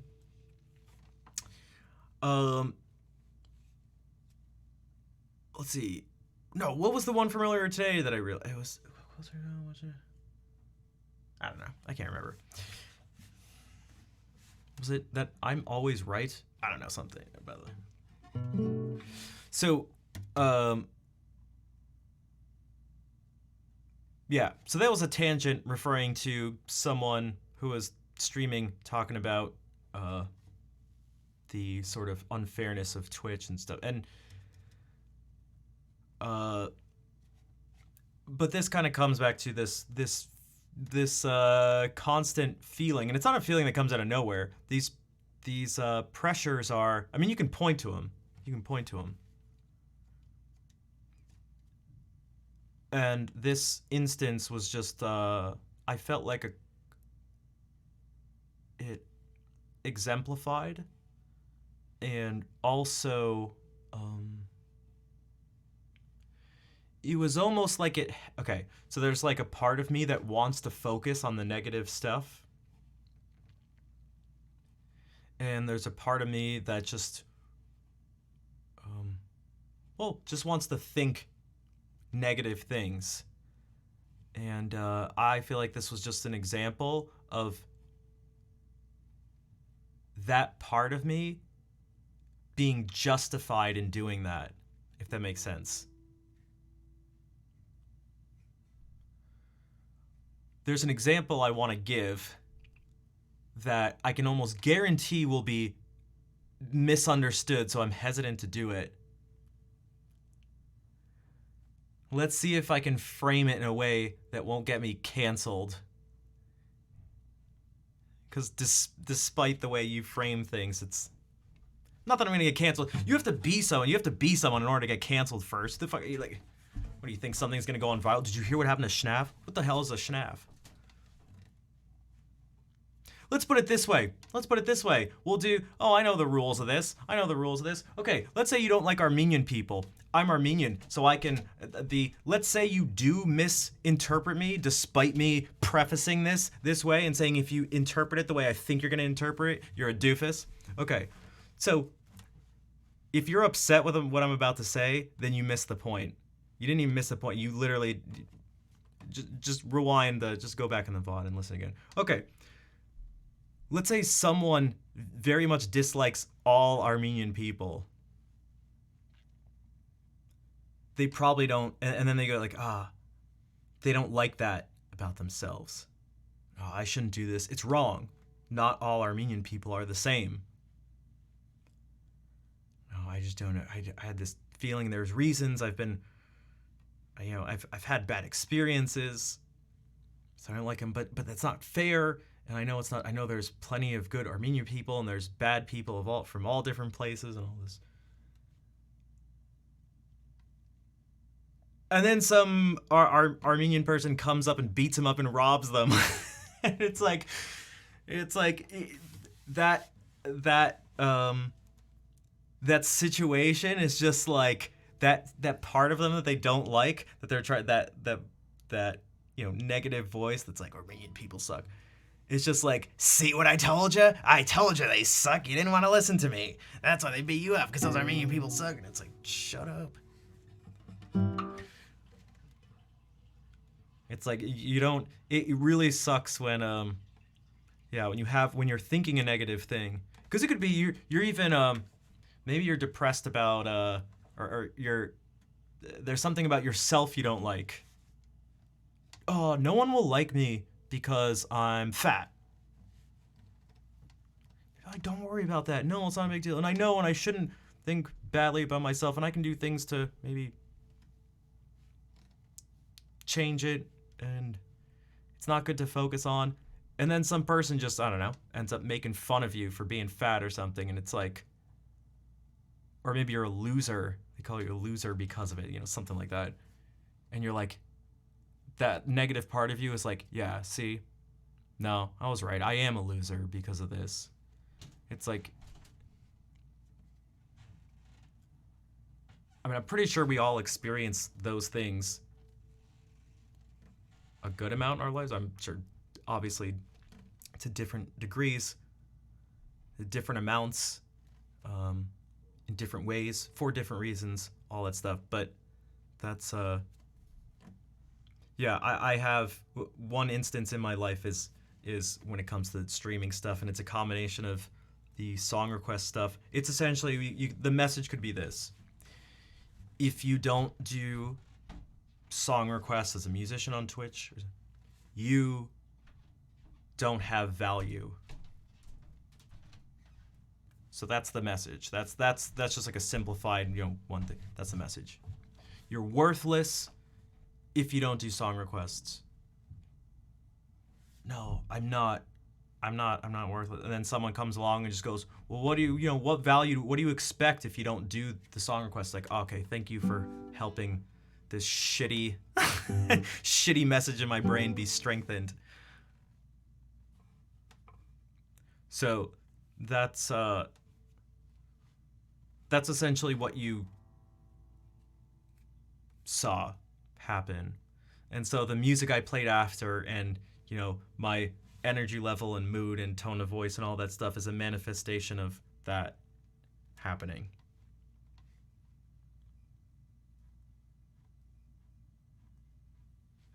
So.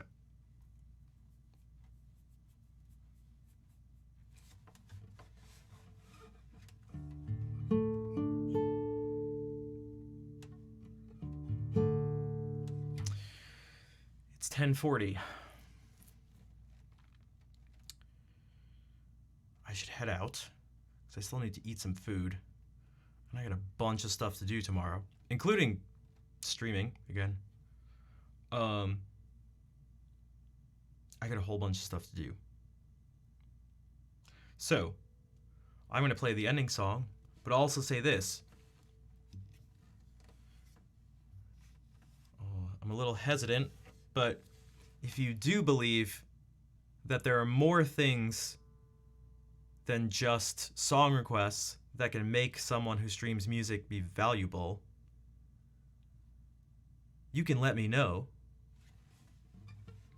by helping support the stream. If you're able to subscribe or donate, cheer some bits or something, that would help a lot. You can help tell the dumb voice that says requests are the only thing worth giving. You can help you can stick the bits in its mouth.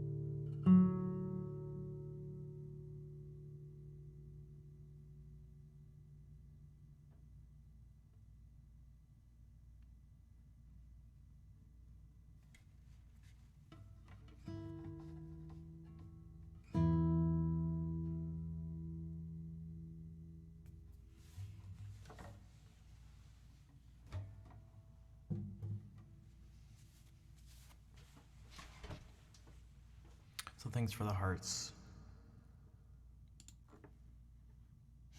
Let me put this shit background music back on.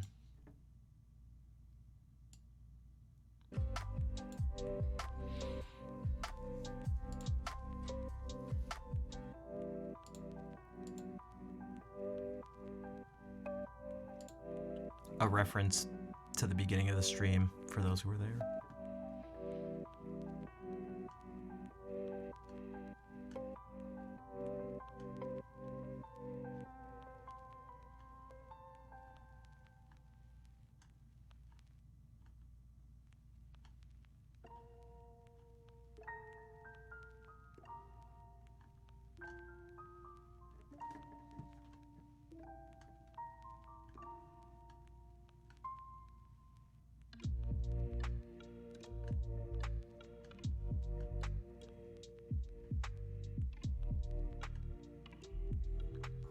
There is a Jacob Collier emote. Schnaff Harmony.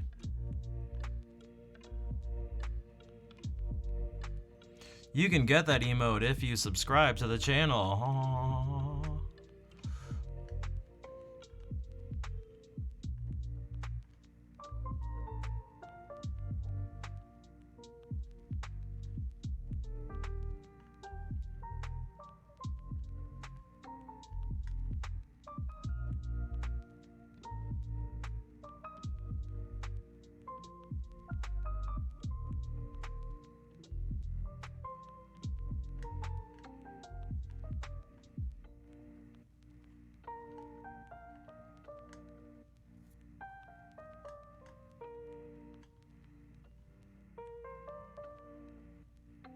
Trying to find someone to raid, but I'm so distracted. I'm so mad. I'm so mad.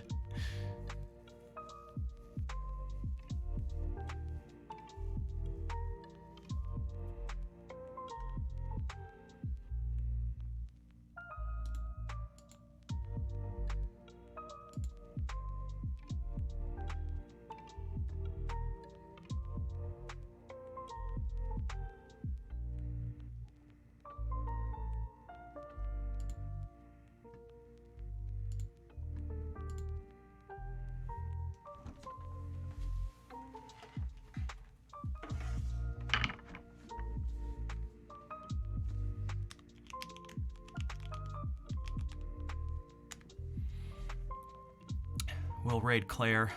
She's doing song requests.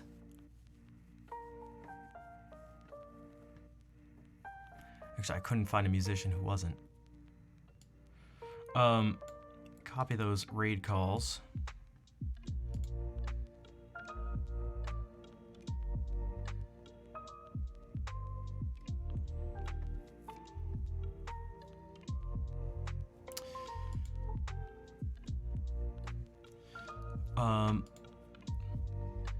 Thank you for those of you who are here and support me, regardless of whether you choose what I play or not. And I'll be back tomorrow.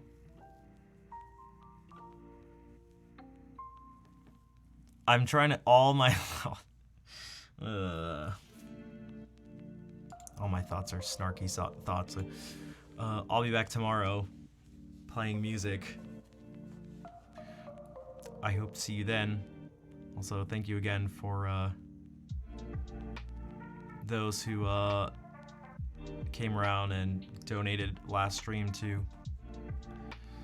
Let's say hello to Claire. Take care, everybody.